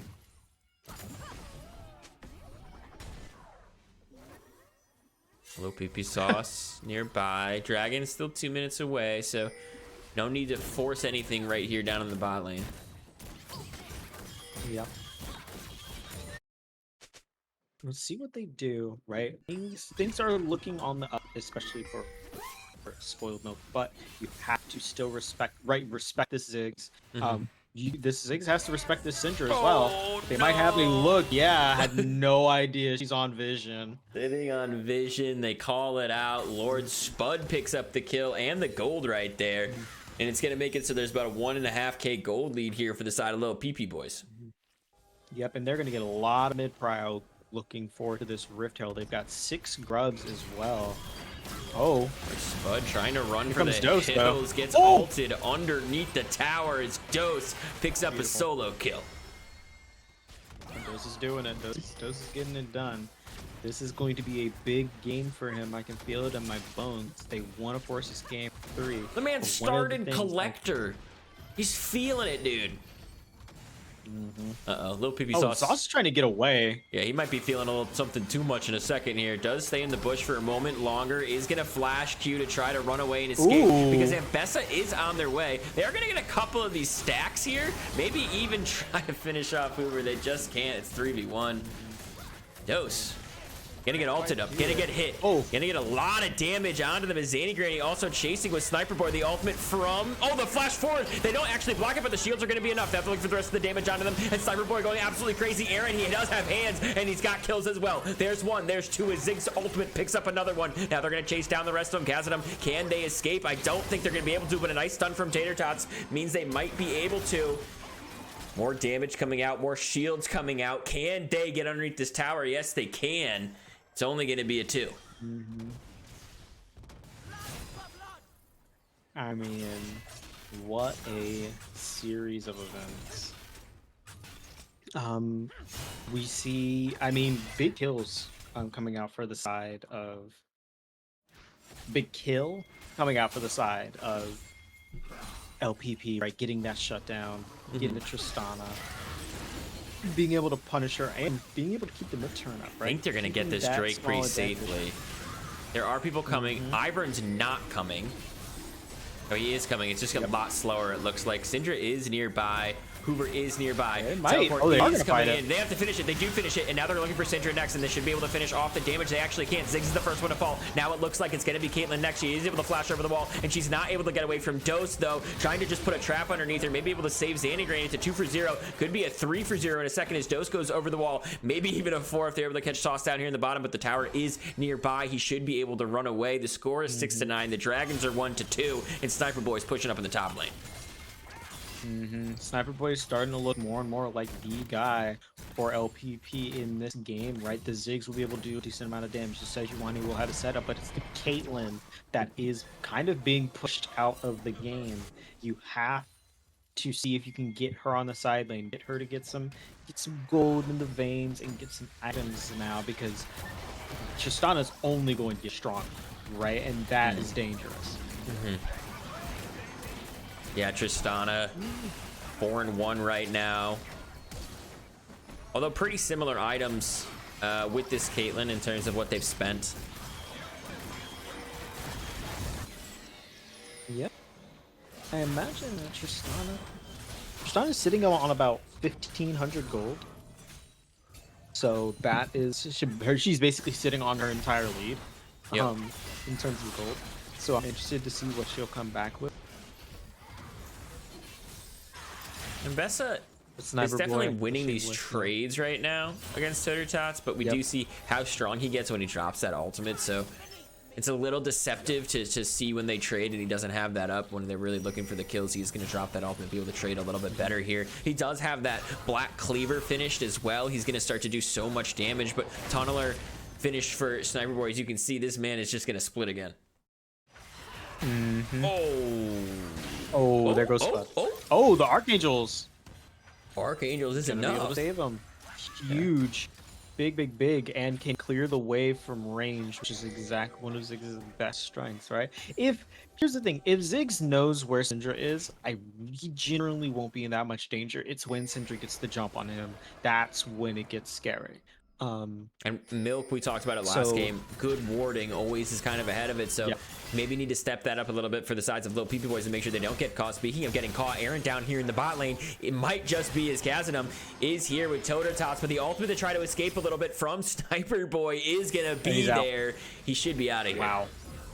And he is out. Unfortunately, the numbers weren't there on the top side for LPP Boys to contest the Baron, but honestly, like, could have, should have, maybe could have, would have, maybe should have. Oh, 8 count Nugs is in a bad dodge right there. Ziggs ultimate is a lot. 8 count Nugs will go down with his next W and auto, and he does. A lot of shields coming out. Here comes the rest of the fight as they are now in it, but the Taric ultimate coming down just one more second, and it does tick. They're able to get it. Dose peppering back the damage into them. Lord Spud gonna try to chase these guys down, but the rest of the team is coming in. Don't chase too far. There's a crocodile in the river, and he's looking for you, Spud. The flash forward, gonna find the stun. He's gonna look for the rest of them as they start to dive them underneath this tower. Could be dangerous to keep going, but they do have Daisy to kind of front block for them for a moment. Dose's damage is doubled at this point. The man is absolutely crazy with how much he's bought.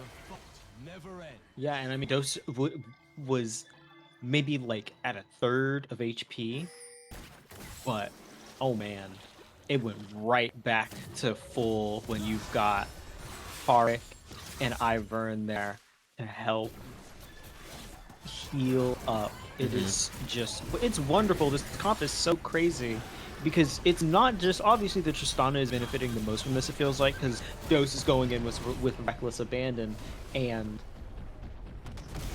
great timing. Just the two supports are really helping, but it's also Toter Tots who is getting a lot. Yeah, Ziggs actually in here, might be able to pick up a kill right now onto Hoover. Drop super low. The Q is not going to be enough, but a good stun right there from Horan Bornix. The ultimate is going to be enough to save it. They actually trade the kill right there as Sniper Boy is pushing down here in the bot lane. I think they're going to try to chase these guys out. Up top, they're so low. Caitlyn ult was already used. Ziggs ult is almost back up. It's like halfway done already, and he used it to start that one off. Ziggs is a bit of an issue ability. I mean, the Ziggs does a decent amount of damage. Just 2 items, has Sork boots, the upgraded Sork boots, and is up a K, like 1.4K gold on Syndra, right? These are, and basically Ziggs's lead on Syndra is almost equivalent to Tristana's lead on Sivir, which is crazy to think about when you consider how they're how differently those two guys are playing this game. But I'm just really interested on how they're going to use this gold, right? Ziggs ult is about to come back up. This could be a difficult fight, especially if Spud is allowed to basically throw abilities. Good use of the bushes right there to try to zone them off, but they're coming around from the other side now. LPP Sauce is nearby, gonna drop the ultimate just to stall a little bit for longer as Sniper Boy trying to get the angles that we're always talking about. There's the ultimate coming in right there, staying alive for a little bit longer. They're going all the way into the backside, a massive stun onto the right target, and look at that, they do find some damage on Kazadam. They find the jungler. Now they're looking, both junglers are down actually for both teams. The flash of them all from Bornix. He's gonna find two. Tristana's gonna find them both. Dose goes over to him, and now Sniper Boy gonna try to trade onto Dose. One more auto might be able to do a nice flash away. He's gonna keep him alive. Stun from Bornix as they're chasing down Zanny Granny, but unable to find it. The third Drake in the game goes over to the side of Spoiled Milk, but nothing else gonna come out of that other than the 3-1.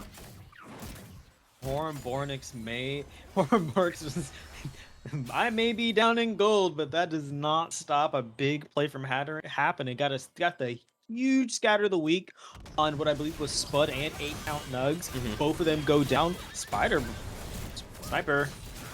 considered just going in there.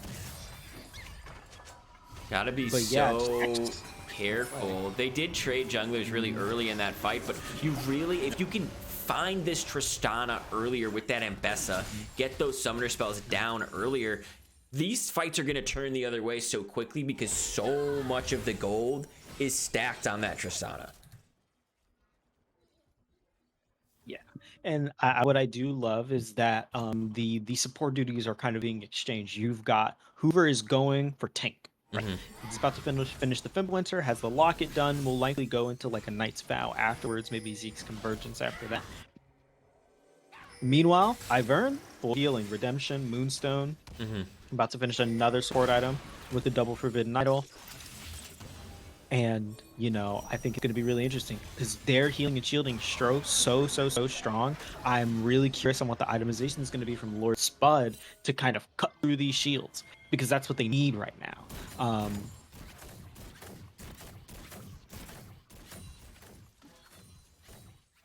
Cryptid saying he didn't bet on this one, so I don't jinx it. I bet on this one, and I probably jinx it.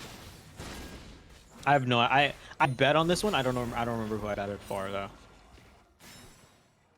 These are both pot 3 teams in commercial. If you want to see the standings for commercial, you can look down. Go to the commercial links right beneath this channel. You can also go to our Discord. You can also go to any other league's standings. You can also go to our website. You could donate all your money right now to the LBLCS, and that's probably the best thing that you could do. Is give us all your money, all 35 cents that you have, all 4 schmeckles you've collected. Yep.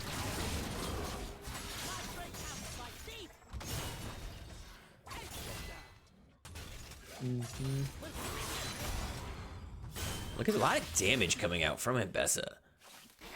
Yep. Look how much damage Spud does when he's actually able to get these consecutive abilities off. Yeah. It is an issue.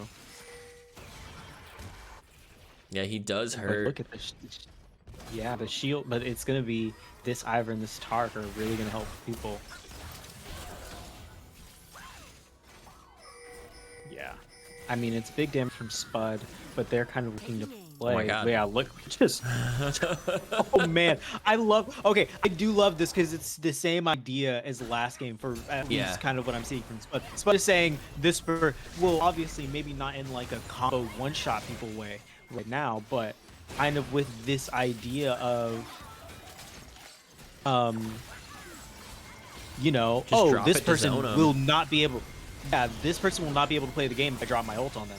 So he drops his ult on them, and it's perfect. right? Look at where Dose is having to play this fight. It is too hard to get right there into. by Ambessa Hoover onto the zooming back line. over. He gets taken down. Aaron's going to pick up that kill. Now Hoover is kind of solo, but he does have the Terror Cult to stall for a little bit longer. They're looking onto Toter Tots. They might be able to find him. Hoover also in a lot of trouble as Milio picks up the kill onto the Syndra. They might be able to trade onto this Ambessa right now, and they do. Right now it's a 1 for 2, and Sejuani has not gotten off the Baron, now finally being called to do so as Daisy starting to knock these guys up. The ultimate is not going to connect from Lord Spud. They are going to go all the way in, find a little bit of CC onto him, and the Slice and Dices might be able to get him all the way out, but Lord Spud should be able to chase. So should Caitlyn. The Q is going to come out, and that might just kill him. Yes, it does. Hoover goes down. It's a 3 for 1 right now. Khazad-dûm could be in a lot of trouble. Yes, he is, but a nice Q flash going to keep him safe. Wow, and what an insane fighter. I don't know if they want to turn back to the Baron. Tristana's up in 5. They've got vision. This is very dangerous. Both of these backs are going to go up. They're they might gonna just say do go. it. They might just say go for the dragon. It's up in 30 seconds. You can just give the Baron, No, get the they're soul. gonna do it. Yeah, they're They're forcing gonna take away the blast cone. And I mean, they know they're doing it. Yeah, and Bessa is on their way. And Bessa doesn't have teleport. Everyone is healing up in the back. This thing's only halfway done. They're going to be here in time. They're going to be able to stop them from doing this right now as Khazad-dûm's in the vicinity. Well, no, it's goes a flip. right over the wall. This could be very, very dangerous as a lot of damage is coming out, and they might just be able to finish him. The smites are about to come out, and it does go over to Sejuani. They're able to pick it up, and this, oh my god, Caitlyn goes down. Ivern goes down. Sniper Boy trying to run for the hills, trying to keep everybody safe, but the Baron is theirs. It's only a 2 for 1. Sauce should be able to Q over that wall. Yeah, should be able to get Q over the wall. Oh my god, this doesn't Q over the wall. Wow. But I mean, it's Baron back. What a crazy decision. And what a crazy fight. Sauce winning a huge smite. Because I mean, once it got down to 5k, you can't leave. You can't just leash it for the enemy team, right? You have to commit. And now, even though it does feel like Spoiled Milk can't lose a fight. Well, a lot of damage on him. Can he get out of this? He might be able to. Little PP Sauce right here is going to drop the CC on him. He's going to force the Taric ultimate to come out. He's going to be able to flash away to safety. And got the Taric ult. They can go. They can fight this Drake Taric Noir. Yeah.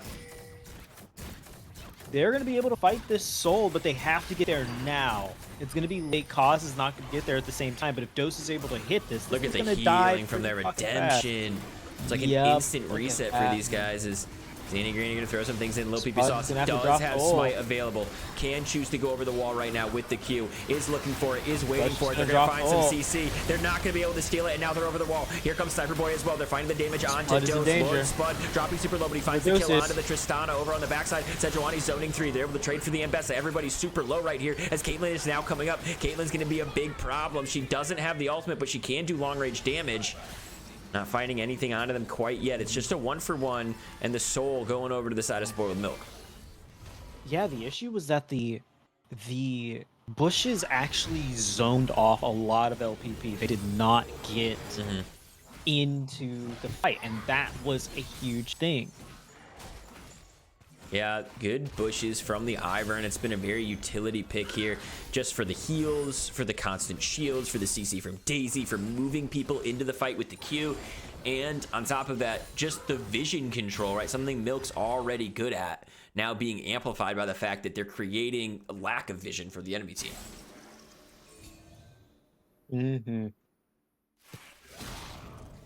This is such an interesting game because both of these teams are playing very well, and it's once again just like last game, it's on a nice edge, right?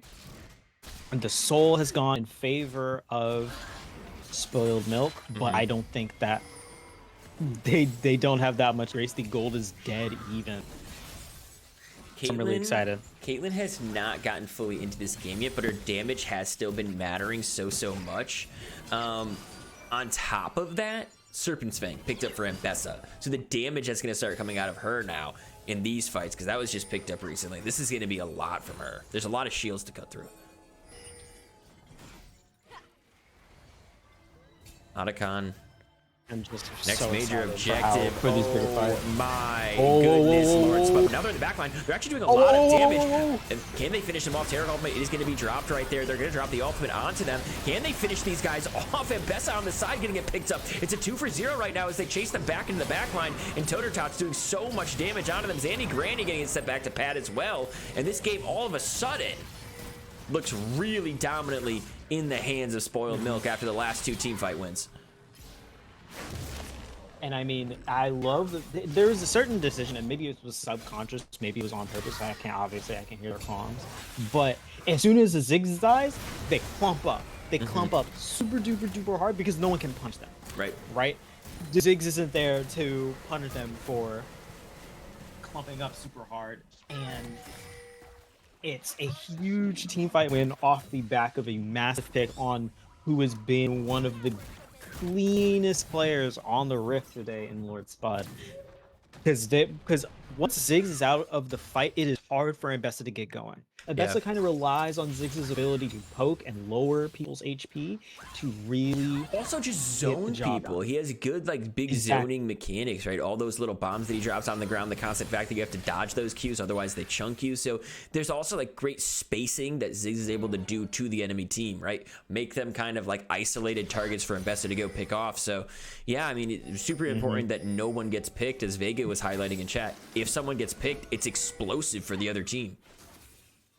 It's like 2 minutes before this objective, and this is already a dance around it. Yep. It's Elder. Does matter. Period. It's Elder. We've seen LPP Another Sauce explanation for me. win an intense smite fight. But if it does come down to it's going to be close.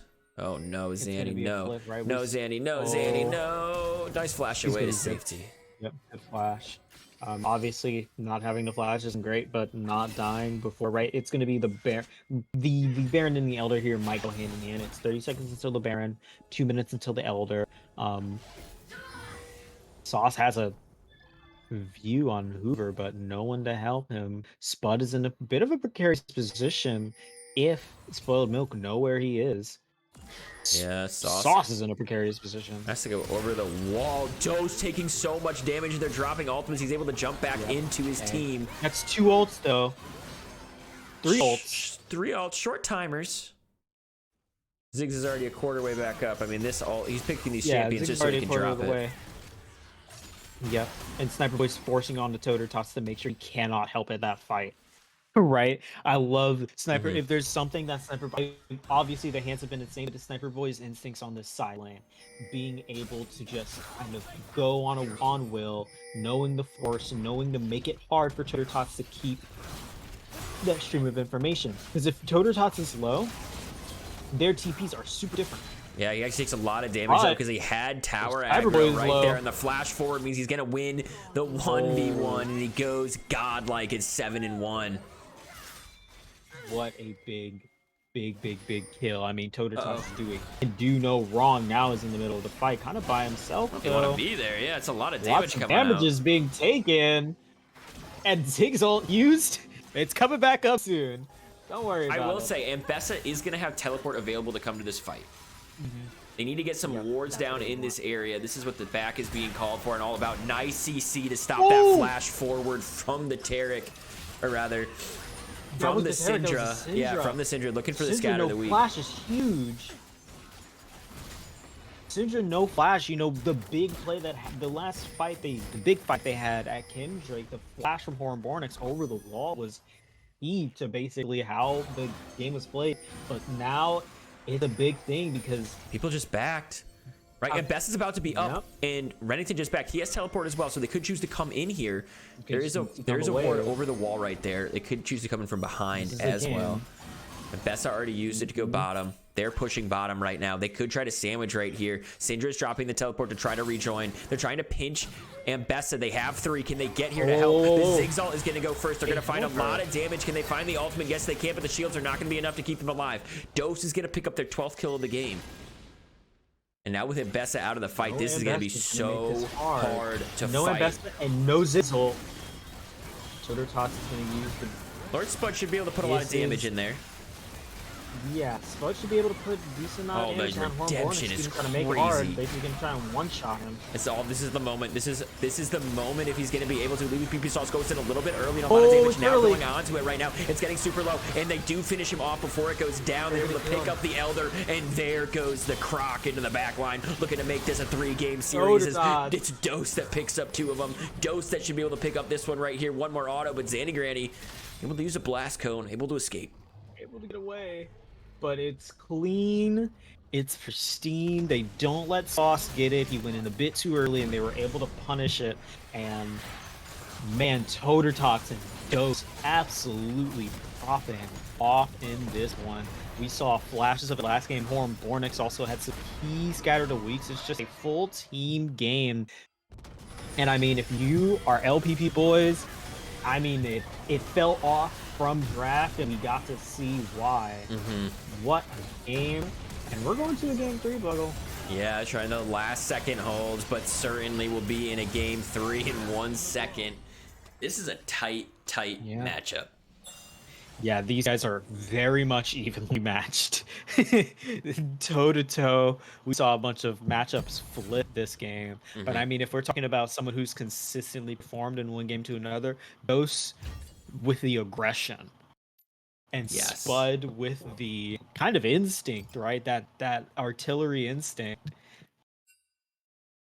And it is something scary. A change now too from these guys. They are going to switch up the sides that they are on.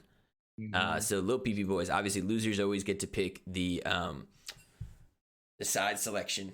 They selected this time to go right for the red. They maybe want to give Sniper Boy Aaron this full counter up in the top lane. I got to imagine that this is what they're looking to do.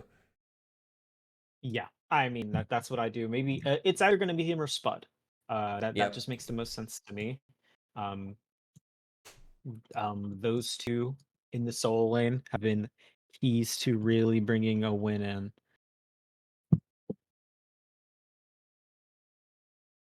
Get going in just a moment here whenever these guys get everybody in the lobby. Game 3s are always crazy too.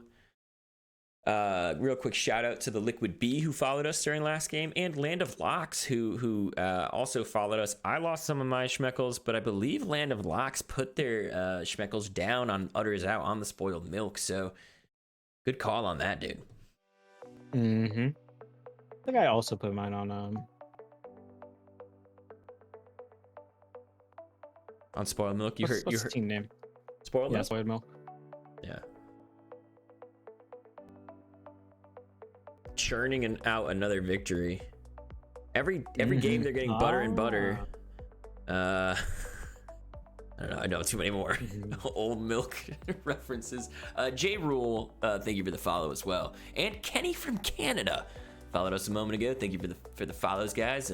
You're trapped forever being a follower of the low budget LCS. Welcome, and you'll never be able to escape.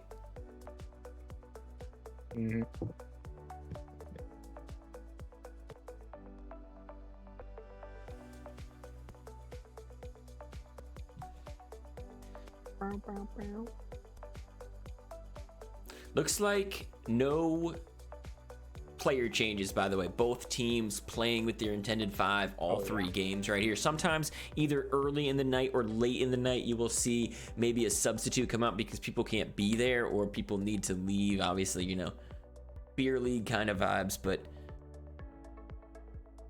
I will say, oh my goodness. Oh, hi Vega, that is very high praise. I think Buggle is my favorite caster because the energy is so strange and impossible to follow. That's the intention. Gotta keep you on your toes. But Chance will lick them. I'll keep you on them. It is very fun to play late at night when you're like kind of feeling crazy. Like these 3-game series to cast is draining, but to play them, I know Cutwire, you've been in them. It is even more draining to play in these games and be thinking about like, okay, what do I need to ban? What do I need to play? How do I need to play? Keep comms going all the time. You're talking with 4 people in your ear. Yeah. It's tough. I had my, I had my series on Saturday, which was fun. I had my series on Saturday. That won 3 games. and that was a different experience. I know compared to my team, I do have like slightly better like tolerance for like playing long series, but it's definitely something that like I have to keep in mind, because you know sometimes you get late into a series and you're like, man, tired, right? You want the next game to be over, but it's also you have to be ready. There's two trains of thought to it too. It's like, wow, I really need to make sure I'm picking something that is significantly easier to play than everything else. And there's also the way that you can go about and be like, oh, you know what? These guys are actually starting to kind of like slip come game 2. Game 3, I want to play something highly technical, a lot of mobility. Give me the Akali, give me the Ari again. Let me play around the fact that they're not moving quickly, as you can drop down to spectator with me.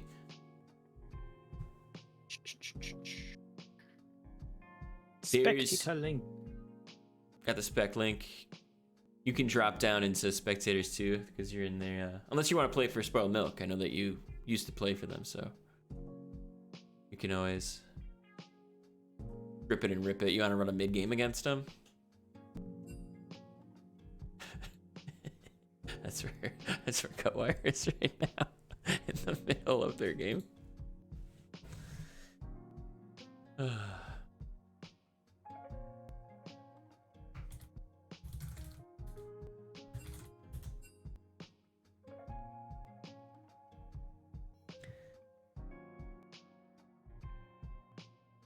You're gonna be just cruising into this lo-fi for a couple of moments. Gotta keep Ohio Vega on the edge of their seat about what could happen. Maybe I could switch it up and go with the crazy song. You drop on down, Cutwire, and we'll get Oh this yeah, draft yeah. on the I way. forgot I had to do that. No worries. Actually, no worries. Oh, my bad. My watch says I'm stressed. You know what's funny, Ohio Vega? I always want to put my biometrics up on the board for like my kiddos in class, just so they can see how angry I'm getting, because I'm so good at hiding it all the time. But I think it'd be way more fun if I shared my biometrics with the rest of the world. Like, oh, this guy's blood pressure has actually gone up 3x the amount it should be in the last minute. Maybe this teacher's about to snap. Maybe he's about to crash out, as they would say. All right. Back to the lo-fi as we start up draft. By the way, a touch of class. Thank you so much for the follow. Welcome to the Low Budget LCS, and you'll never be able to escape by clicking the follow button. You've ensured that we now own your soul. Thank you so much for your soul.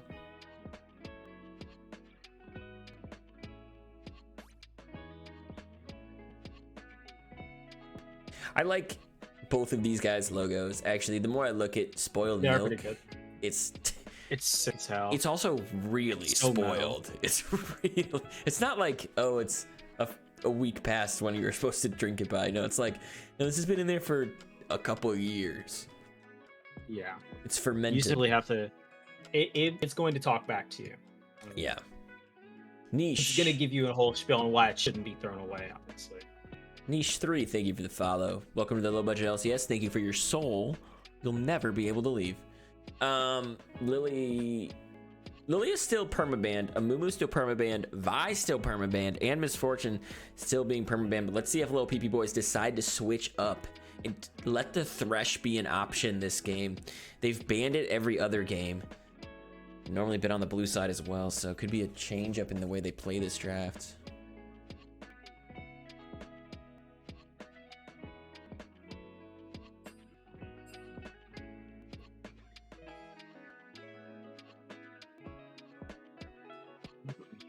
Syndra is going to be the new ban. They decided that Syndra's instant, scatter the weak into the point and click ult. Yep. Very, very strong. Both mid laners earning a bunch of respect and dose. Hey, grab it the Chistana. He's like, hey, it worked, and I got to go in, and that's what I like to do. I'm going to do it again. Exactly.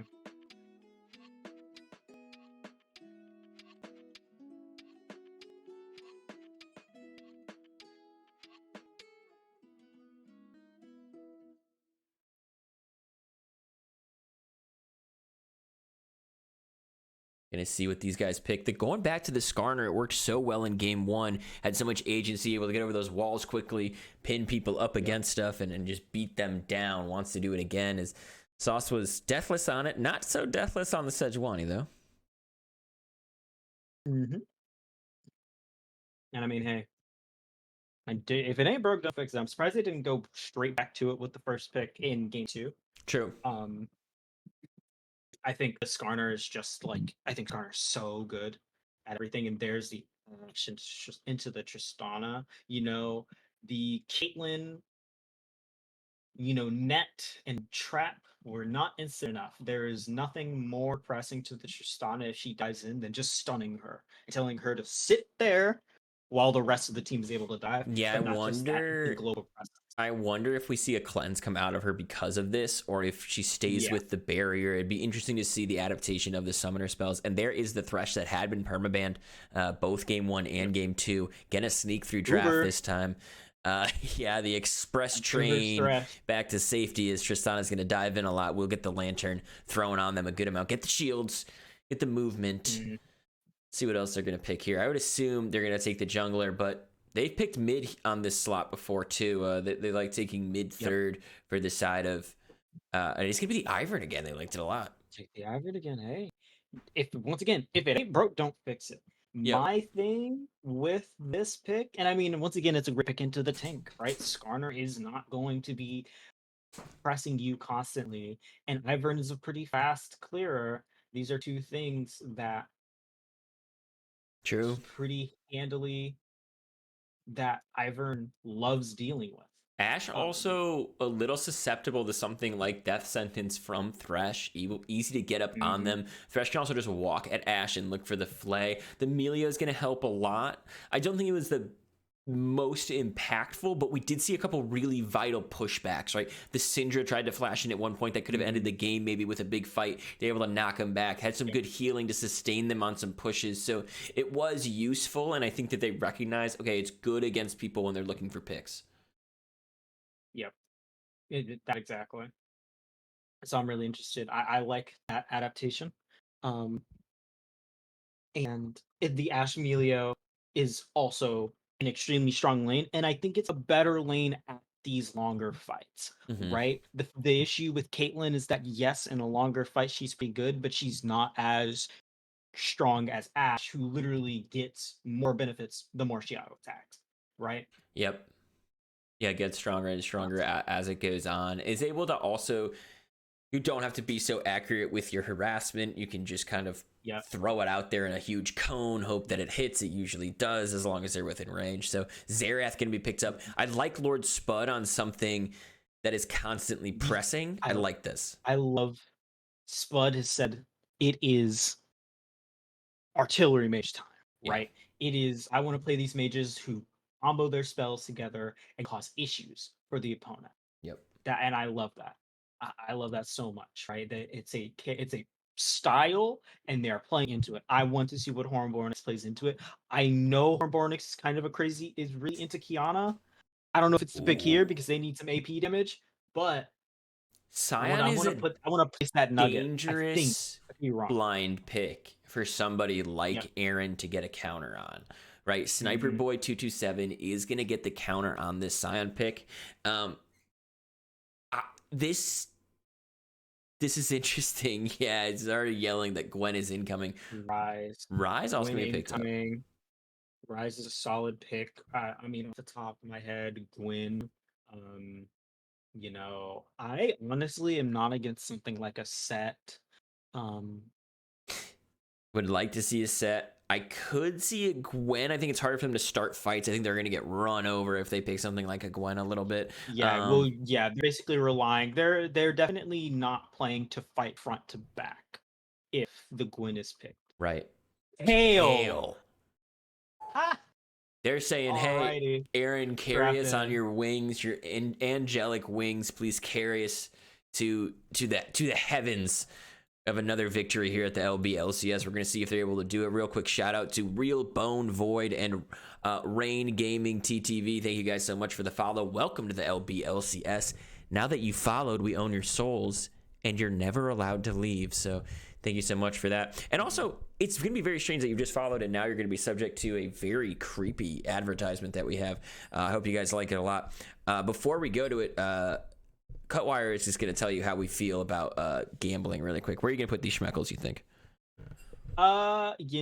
This is actually a pretty testy one, right? We've got a really strong front line. We just saw a big game from Toter Tots. And now he's being relegated to Scion duty, but we did see that he was excellent in matching in the side lane and knew exactly when to go. But Sniper Boy has shown to have that kind of killer instinct and strong team fight play. Now he's going to have to play from the back. It's kind of a change of pace from two players who I think have gone back and forth. While I think Ash is the perfect pick for 8-count Nugs, who was pretty great on the Sivir. So I think in the end, this game is going to come down to dose, and on the other side for LP Boys, it's really going to come down to how ahead can Spud get on this Xerath. What can he do on that? Because when you combine the Ashe and the Skarner's CC with how lethal Spud has been on these bursty artillery mages, it could change the game completely. I'm going to go LPP Boys. So that's where my bet is, but I can absolutely understand if you agree with the aggression and forwardness of Spoiled Milk and this dosage for stun. It's so tough to tell you where this game is going literally pre 23 minutes. I need to see where the game is at 23 minutes to tell you. If it's pretty even, I'm gonna totally agree with you. I'm leaning towards the little PP Boys, right? I think the Kale, I think the Skarner being such a present force, and they're probably gonna be dominating at least one side of the map. So if they're dominating the Void Orbs, it means Kale can just go absolutely crazy up in the top lane. If they're dominating the Dragons, it means they really have the late game scaling. So this game is gonna end up being very intense. I think it puts a lot of pressure again on Dose, like you were talking about, to show up in this game. Like Dose and Horn Bornix have to be big players. They gotta put a fucking mass class on it, because if this Vega put it perfectly. If you have to try and jump into this comp while behind, it's not happening. Exactly. You have to be very strong, right? If you want to get what you're trying to get done. So I'm curious, and I'm really excited. That's what I'm here for. Yeah, and hopefully we get that Schmeckel up for you in 1 second as I just switch the side that we've got from these guys. The PP Boys are on the right now, and on the left is, of course, Spoiled Milk. 1-1 is this series. We had 3 new follows as well, so Lol Macro Beast, Xander, ND, and It's G Cools. Thank you for the follows. We own your souls now. You belong to us. Welcome to the LBLCS, and you'll never leave. I gotta say, it seems like I put my money on Lil PB Boys every single time. I keep doing it, right? It doesn't seem to have a trend. It seems like my bets are not actually influencing the game. So I'm gonna go crazy. I'm gonna go all in. Yeah, do what you must. I'm gonna go all in. Go all in as you please. People are already betting crazy. Sammy 2 slap dropping 500. Yeah, they're ready. 4K. Yeah, this is getting nuts already. Wow, I gotta. All right, I know I only have like 800 schmeckles right now because I keep betting them all, but it's not a lot. But listen, it means everything to me. I gotta believe in what I gotta believe. Yeah, definitely read the team name. Great shout from Rucher right now. Read the team names. They are not matched up with the sides they're playing on. So if you're putting all those schmeckles on blue, it's a little PP Boys. They're actually the red side. This is a reading class. You have to pass it to win. Also, if you bet on the wrong team and then win, great work. That's just genius. I'm gonna drop it on little PP Boys. I bet on twice already. Let's do game 3. Put it on them too. I uncursed myself. I recursed myself. We're going to go to ad for 1 second for you guys as me and Cutware have to get a glass of water. Otherwise, I think my throat might explode. Hey there, this is Buggleberry Finn from the LBLCS. I'm excited to bring you the news about a new Coriander product, Coriander Cognitive Supplements, or CCS. These clinically tested supplements are mind control pills. They remove all thoughts and memories that aren't about the LBLCS, and they're safe for all ages. I take it 14 times a day with my coriander beer, and you should too. Let me give you an example. Have you ever felt out of place, confused? Is your home life a wreck? Your relationships falling apart? Everybody getting promoted at work except for you? Is that bully Derek back? Don't worry. CCS is a solution for you and your kids. Here at Coriander Labs, we believe in medical science, and we don't believe in therapy or working through your problems. Join us on the adventure to enlightenment and making sure that you can only think about one thing, the LBLCS, a safe place for all. Coriander cognitive supplements may increase the risk of death, spontaneous combustion, permanent memory loss, insanity, hallucinations, dementia, warts, increased toe growth, and mild indigestion. Here at Coriander Labs, we're committed to one thing and one thing only, helping you forget your life. The best part about this pill is you don't need a doctor's note. You just need to join our Discord down below. So go ahead, make the right choice for your life and forget about it. We'll see you online.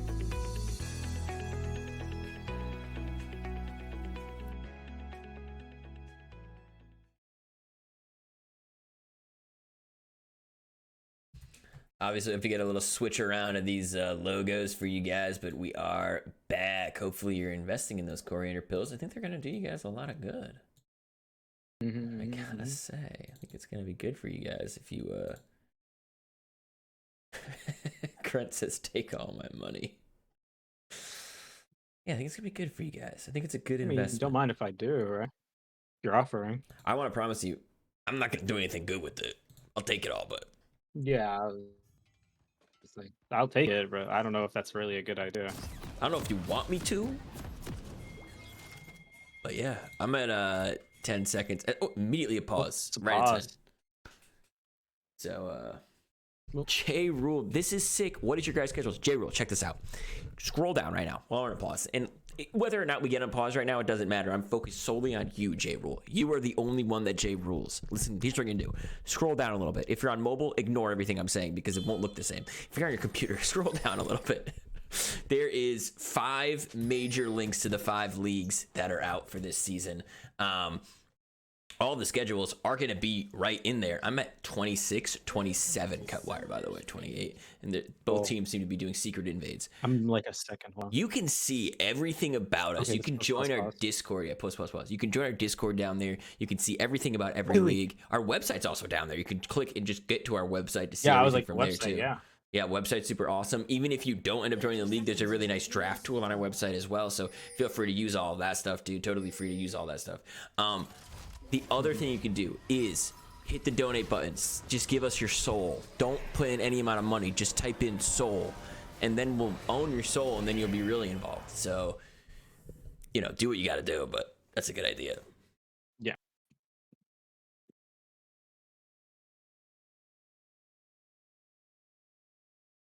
Rucha also prepping that Twitter. You're gonna be tweeting out things, I guess, soon, which that's awesome. Oh my God, this is evil. They are waiting for the boy. This is evil. This is evil, right? Okay. LPP Sauce is not being as evil as I thought he was going to be. It is hard to steal this away from him, by the way. Okay, I'm at 135. I hope you're somewhat nearby. Missed the queue. 140. Yeah, this is dire. This is not good. Sauce just lost a lot of time. Yeah, Sauce was unable on that invade to actually snag anything away, which means everything will still just be grabbed up by Ivern.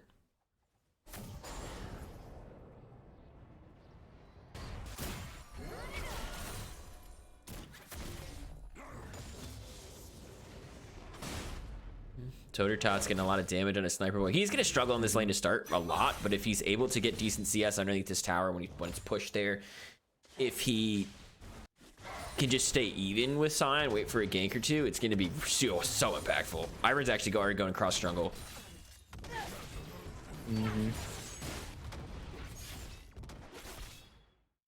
Has smite available, can just steal this blue away. Sauce is going to be so far behind from this early attempted invade.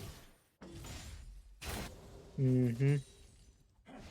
It is a tough early look. He's basically getting robbed for all he's worth. Death Sentence doesn't connect on a Zanny Granny. Toter Tots up here in the top lane trying to do some damage, but Sniper Boy was able to stop the W and dodge the Q right there, so going to be able to stay up here a little bit longer. Still has a pot to eat. Mm-hmm.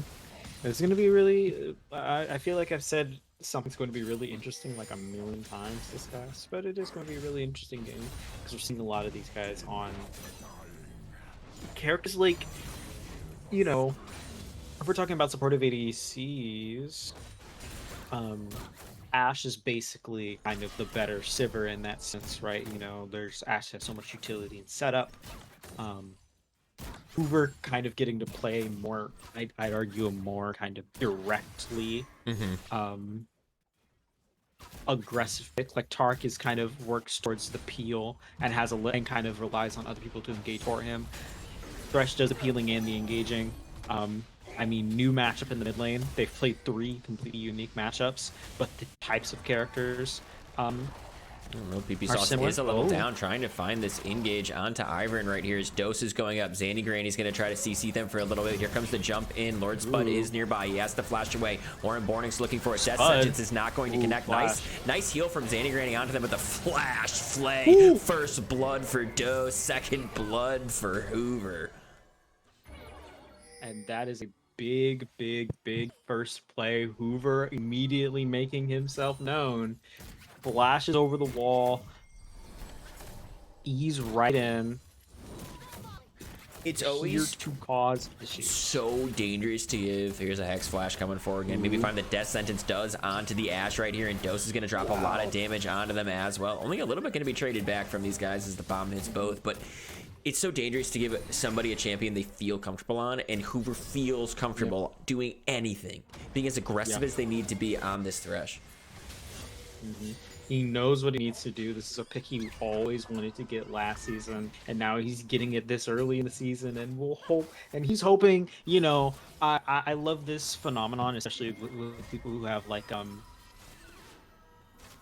personal picks, like some of their personal signature picks, where when they get it in an LBLCS game, they want to make sure that they never get it again.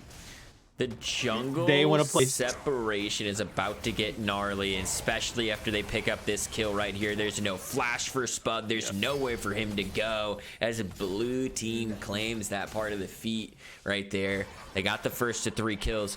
Skarner's in enemy territory, in vision, doing this dragon. They're going to see it. He doesn't have flash. He can't get over the wall. The Death Sentence goes in. Everything is going on to this, and he just leashes Dragon for them. He's down 14 CS. Lil Peepee got the backs to the walls. Yeah, they are down 2K at 6 minutes. It is not a strong early look, but here are the bright sides. Kale has not been put behind. The kills are spread all throughout. And the only people who have died are... Dose can take a lot of damage, actually, right there. He might actually go down, and he does his count nugs. Going to be able to pick up maybe 2 kills right here. He's going to just chase down Hoover. The slow is never ending right now. He needs a little bit of vision right there to get it, and he does, but he might be walking the territory of the tower. Death Sentence Flay is available. Is he going to use it? He can't get it. It's a double kill for the Ashe as they chase him down. Smart from Ashe to finish Boots first. They don't get that kill if they don't take Boots first there. And at the end, that's another upside. Ashe has 2 kills, right? 8 count Nugs, who's not exactly been somebody who has been at the forefront of these games, but Spud is in a dire situation. Was almost in a dire situation. Was obviously not.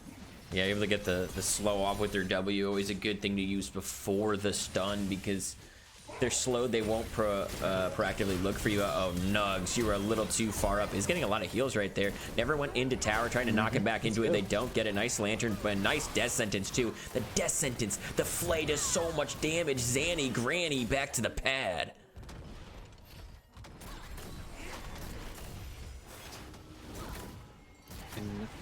This is, oh man, this is a bloody game, but Dose already has 3 kills. And that is not what you want to see if you are LPP Boiz. It is going to be hard to play this game against Tristana. It's really going to be most difficult for Zera, because yes, Dose does have to get very, very strong in this game, because there are a lot of tools to make Tristana's life hard. I think the Skarner provides its own set of issues. The Ashe provides her own set of issues. Here comes the ultimate. He's looking for it. Oh, he finds it. Finds the kill right there. This is the one thing that he does do really well. Lord Spud can just open up his ultimate and look for you and take you down. Yeah. And I mean, Lord Spud, 2 early deaths, it does not matter, right? LPP Boiz are not shaken, right? This is not a team who's gotten demoralized, even especially in game 2, right? They had a bunch of fights that did not go their way, and they are always able to turn it. They're not afraid to fight right back into the game. It's true. They know what fights they can and can't take, and we've seen it so many times. I think that's a trait that both of these teams have. Absolutely. Where even when things don't go their way, they are very much willing to just bide their time and go for the right moment rather than just waiting for the enemy team to make a mistake. That sentence doesn't connect right there, as Hoover's going to help push some better vision for these guys. I will say there is a significant 2K gold lead still, but it hasn't expanded, right? It was at 6 minutes, and now we're at 9 minutes, still exactly a 2K gold lead.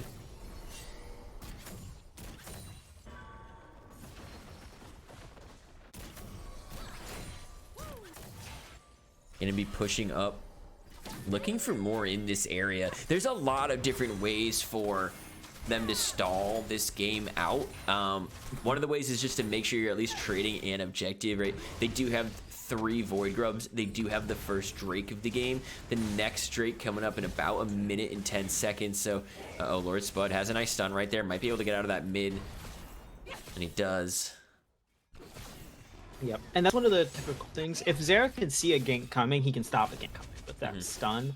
But a lot of pressure put up to the top lane. My issue is Tristana's cleanse is Rise out. They're gonna look for it. He is not gonna be able to get out of this. He does drop the ultimate to stay alive for a moment longer, but he's dragged out of the to no avail. Oh, I thought he might flash that wall actually to stay alive. He might, but I think he dies. Yeah. So I actually think it's a good thing he died before fading the wall. Still have the TP.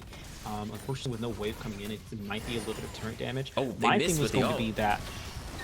Oh, a lot of damage going down though. They just have to re-engage with them, right? Yeah, I mean that if the ult hits there, Dose is very dead. Yeah. I was literally thinking about that when I saw how many people they had up top. When they had to make a play on Dose, they did. They're going to force him up the turret. Yeah, it actually gets a huge ultimate right here, trying to get to the other side of him, trying to stop How any long is it ult gonna from take leaving, but Kazadam is now here. They're going to try to look for the CC and try to stop these guys as Daisy is now getting summoned. Kazadam just able to front line with his little big golem he can summon. That's a big golem. That's a big, strong golem. Daisy is a strong, independent woman who does not need no man. However, she does need a tree. Does need a to tree. summon her. Does need a tree. But otherwise, she's an independent woman who is in this society at times. Other than the fact that she can't be created without a tree. It can't exist without it. Yeah. Don't get it twisted. Don't think about that too much. Yeah, don't think about that one too much. But yes, that is true. All of these things being said, we are obviously still a solid gold lead for Spoiled Milk, about just shy of 2K, about 300 gold shy of 2K. But they've got feats, I believe. Yeah, they've got the monster slaying feat and the Xanny Granny. Sentence is gonna connect. I don't know if this is what they want. Yeah. Oh, he channeled his E. I think Sauce canceled the E there. Thinking that there was a big pick, thinking they had it, but immediate flash from Hoover is basically saying, I fucked up, and getting out of there immediately. Yeah, stalling out the Drakes is just important though too. Like, it doesn't matter that you're not getting it right now. The fact that they aren't is actually the big thing here. Slowing down the game, letting your jungler who's down only 11 CS. It was worse earlier in the game, so able to get back into things a little bit. what I'm really interested in here now is Skarner has there's a lot of big playmaking opportunity, right? If Skarner can lock anyone down, they can take so much damage, right? The Zerath ult is up. Death Sentence on the right thing. They do have Good to drop the ult. melee ult. I don't know if they had to, but they did. It felt like a bit of an overextension, right? Zerath's first move, but Ryze has the ult, so they can get over here if they need to. Otherwise, I think the commanders are going to walk right back to their lanes and clear waves. Sion's really low in terms of mana. It'd be hard for him to stay for one more wave, but neither of them have teleport up, so this is just going to be a 4v4 if they do decide to fight it right here. A stun does hit Lord Spud, getting some mana back with the auto as well. Death Sentence connects onto the target. They're going to go 3-man right here. Can Sauce get away? He's going to use that, and the Ash right Arrow out. doesn't connect. Arrow's going to miss. Now they're missing ults. Also don't want to see... Yeah, and don't want to see the Ash Arrow go forward while Skarner is running backwards. You know, I feel like you have to commit one way or another.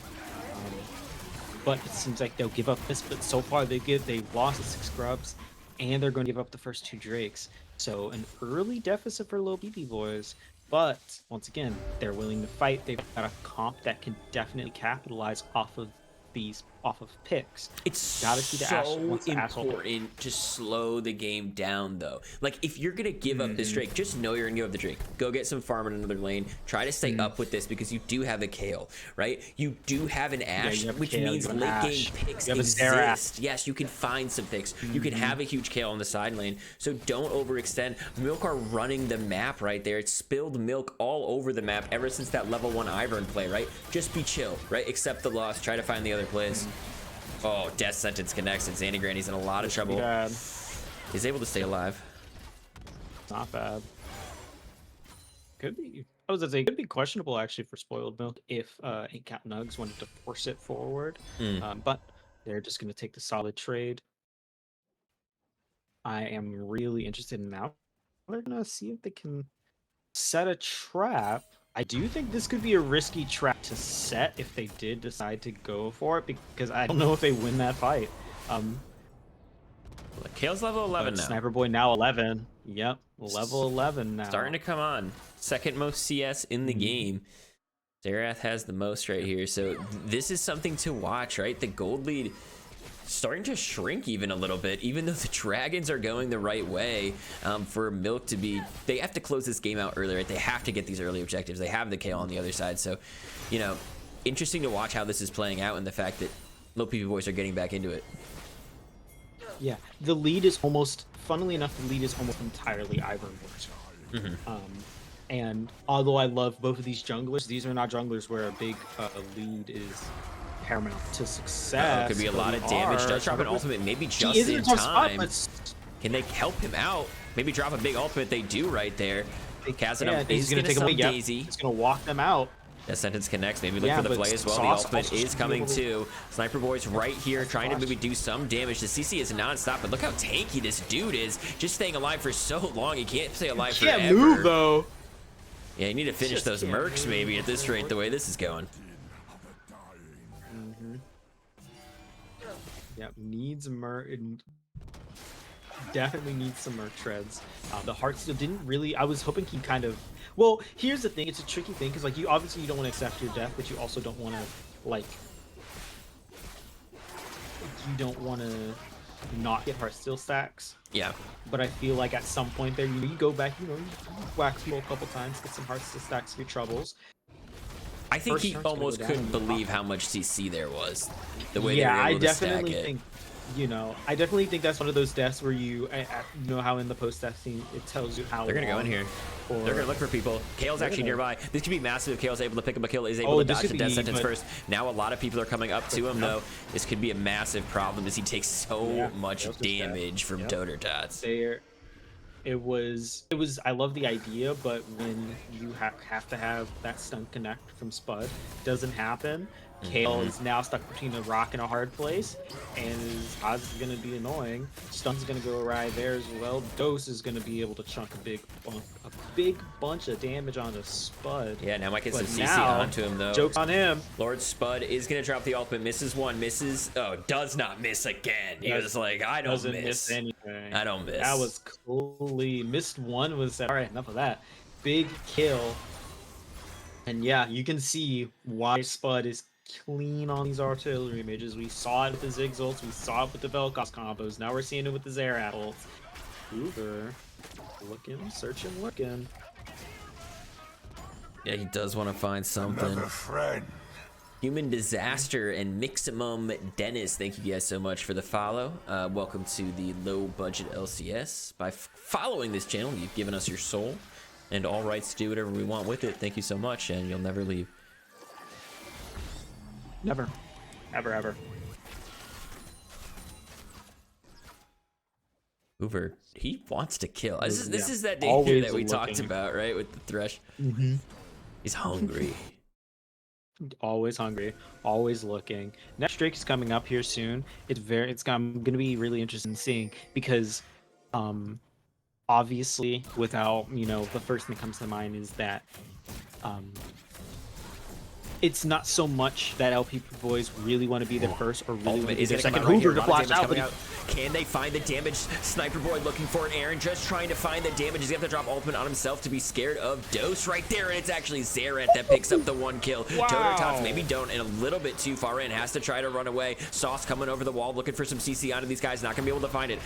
Orin Bornix trying to zone with this Rise, but this might be actually a Drake going the way of Lil PP boys come 20 minutes into the game. This is massive if they clean this up. Yes, they're going to lose mid tower. They have to accept that, but stalling the Drakes out. They could lose 2 turrets. For sure. They have 6. Spoiled Milk has 6 grubs.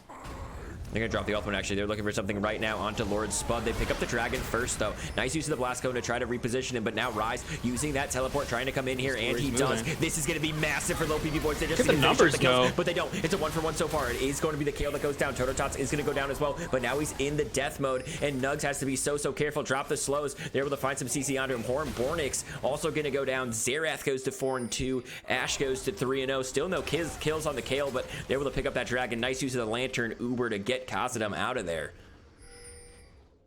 I mean, the numbers on the Rise were a bit off. You have Ivern pushing, you have Hoover's not quite back in the mix. So you're going 3v5, and it just kind of turns bad from there. A big fight win for LP boys, who is the lead. Honestly, is gotten bigger, but they aren't just like last game, where they weren't really in the lead. They were definitely causing some issues. Wait, hold on. Oh my god. Goodness. Dose going crazy. And Spud almost went 1-for-1 there. Definitely have to respect him going forward, but Dose is going to get a kill, going to get shut down as well. He is the strongest member on the side of Spoiled Milk once again. Low PP boys are looking for it. They have a really good late game composition, but they also just have really solid damage. And honestly, 8-count Nugs has had a great game so far on this Ashe. The adaptation and the change to go this Ashe instead of the Caitlyn like last game is definitely working out in their favor. The things that you mentioned in the draft are coming true to fruition. So able to just find those picks, able to slow people down, able to be this better utility use of the ADC. It is definitely interesting. Count Nugs once again really all over the place. Has the Yuntals, has the Runans. If this Ashe can get to auto attacking in these big fights, and we'll get that because there are 2 traditional members of this front line, and Spoiled Milk. Dose, they want to find it right now. They actually found a lot of damage onto Khazad, but they're able to pick off Melio first. Here comes the teleport from Sniper Boy trying to join this. Scion is here. The ultimate is coming out. They're looking for Khazad. 1-2. Can they find a third? They do, and that's the kill. It's a 1-for-1 right now. Descendants is going to connect onto Skarner as well. He flay onto so many of them. They finished Thresh up in a millisecond, though. Yeah, I'm not exactly sure that's the person you want to recast on. They're going to find Dose, though. Yeah, a lot of damage on the cleanse out. He tried to hold it. Sauce trying to get a little close distance on a sign, but they don't want anything else other than that. They might go for Otacon, though. This feels crazy. I don't know if you want this. Rise still could ult people back in. Kaz... they're gonna give. Can, but Trist on the back. Kaz is dead. No TP from Toto Tots. And he uses ults. No TP. no TP from Hornbornix, so you would have to come with the Rise ult. They can And push that mid, is though. very telegraphed versus. Yeah, I was like, they're gonna instead push mid. They've got the 6 scrubs, they've got the Scion, they've got the tools to make that happen. They could get this turn before they actually come back. The issue is they've got revives, right? Zandy Granny's probably gonna try and give their life for this one, but They don't need just to. take the inhib turret back up. Sniper Boy can give his life for Question this is, if what he are they gonna wants do? to fight Dose. He might not want This to. is He's going to something see he wants to. Hoover He in should, a he second. should, This he could be should. Yeah, very like, dangerous. he's Nice use Hoover. of the lantern. He might go in for it, trying to find some more damage onto Dose. He is going to get pushed back into tower and withdraw. So I mean, his is down. That's a not big one to perfect, get. but- Yeah, well, he's got the ult. True. That's why he didn't use it there. He's like, Could I'm just be- going to go back to the pad. Yeah. I'm just gonna I'm gonna go back home. I'll be fine. I can buy. It's quick. It's actually a slower recall technically. But you know they don't get any gold off of it. Turn's almost dead. I can get that on the next wave push, etc., etc. Right? Not a big worry for Sniper Boy. The question is, what are they going to use these ults for? Right? As we see Zera throwing out some ults. I don't know if he hit them. I Yeah, didn't it get showed to us see. him shooting them, not where they shot to. So. They are, but I imagine they're going to use this Otacon buff on the upcoming Mountain Drake. For sure. And this could be a dangerous game for Mountain Drake because the options for damage on Spoiled Milk aren't. Does flash over Good the flash. wall. Might be able to actually just walk Yeah, back he's to out. safety. It's a Yeah, great he's flash out. choice. Yeah, just an amazing ult. But Oh. yeah, they got the Otacon buffs. Oh, flash forward. They're trying to look for it onto him right now. And a lot of damage coming on to Xerath. They flash forward. They're looking for it. Auto attack, jump Dose, again, and the aggressive. kill. But remember, Gonna take it. teleport is up. As soon as he's returned, he can teleport to this fight. Ash takes the bot lane turret as well while this is happening. They could still look for this. This is fine for them. Really good pick from Milk to make this difficult and a good redemption to keep them safe and healthy.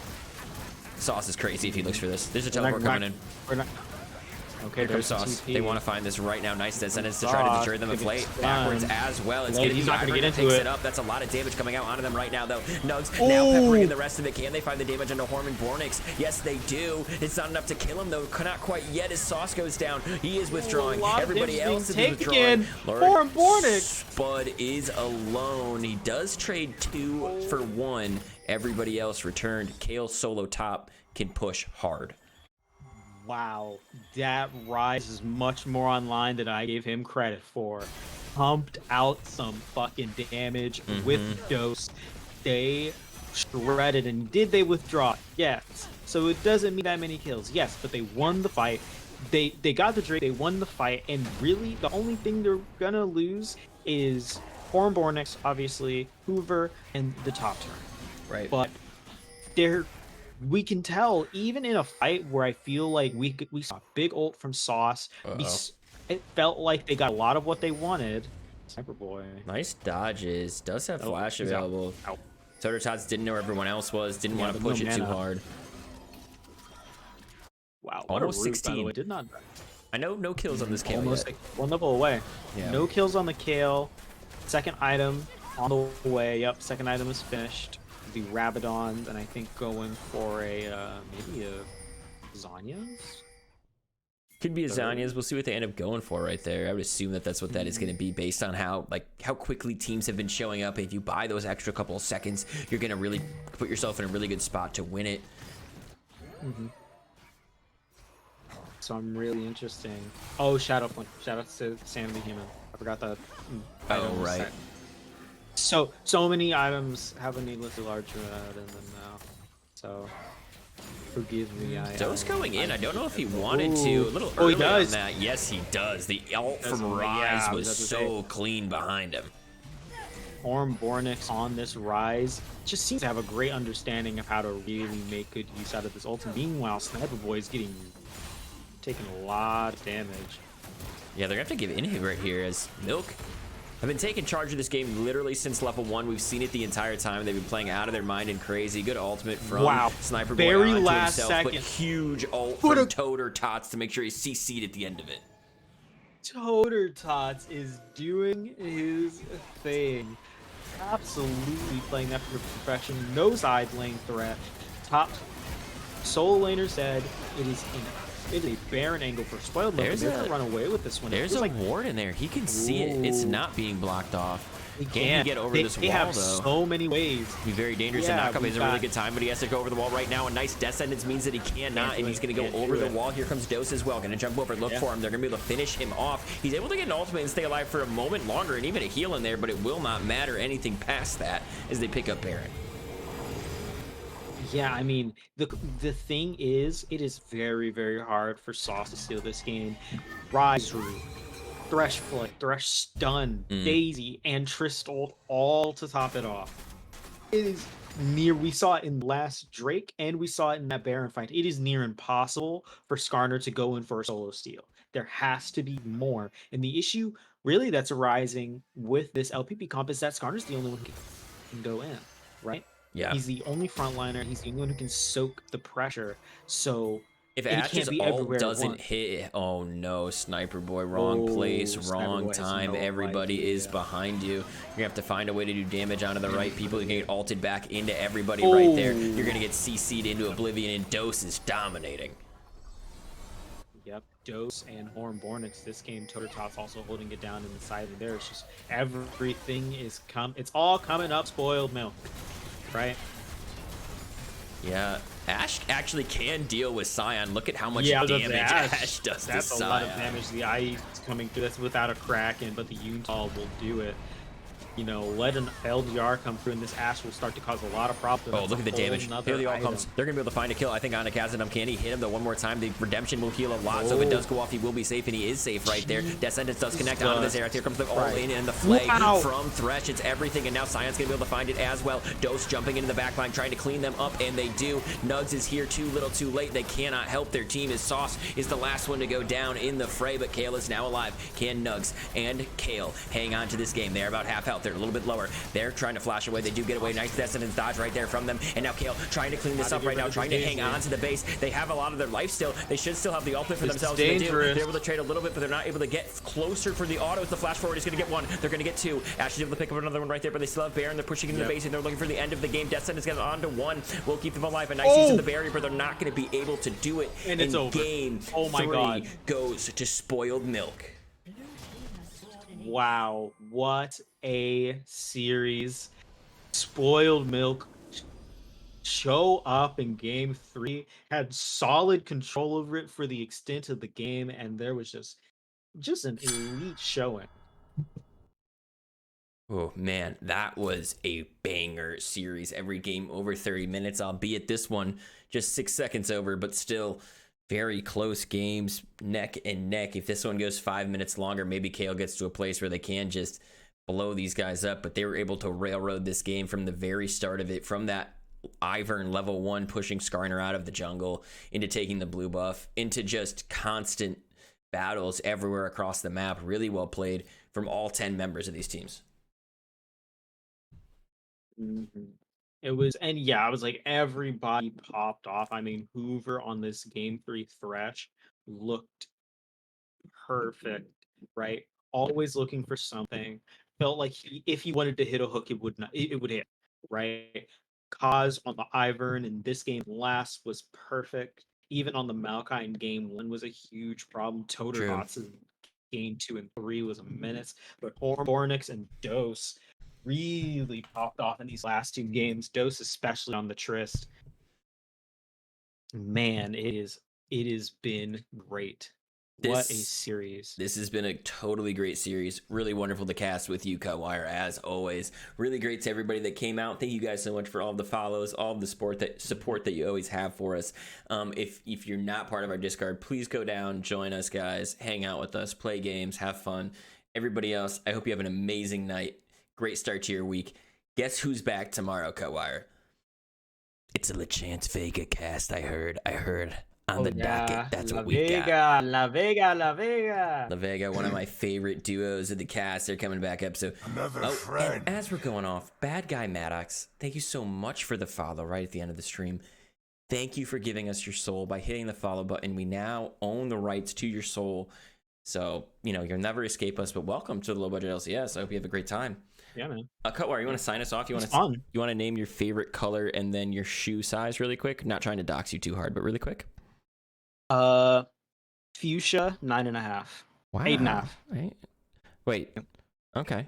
9.5, 8.5, 98.5, 98.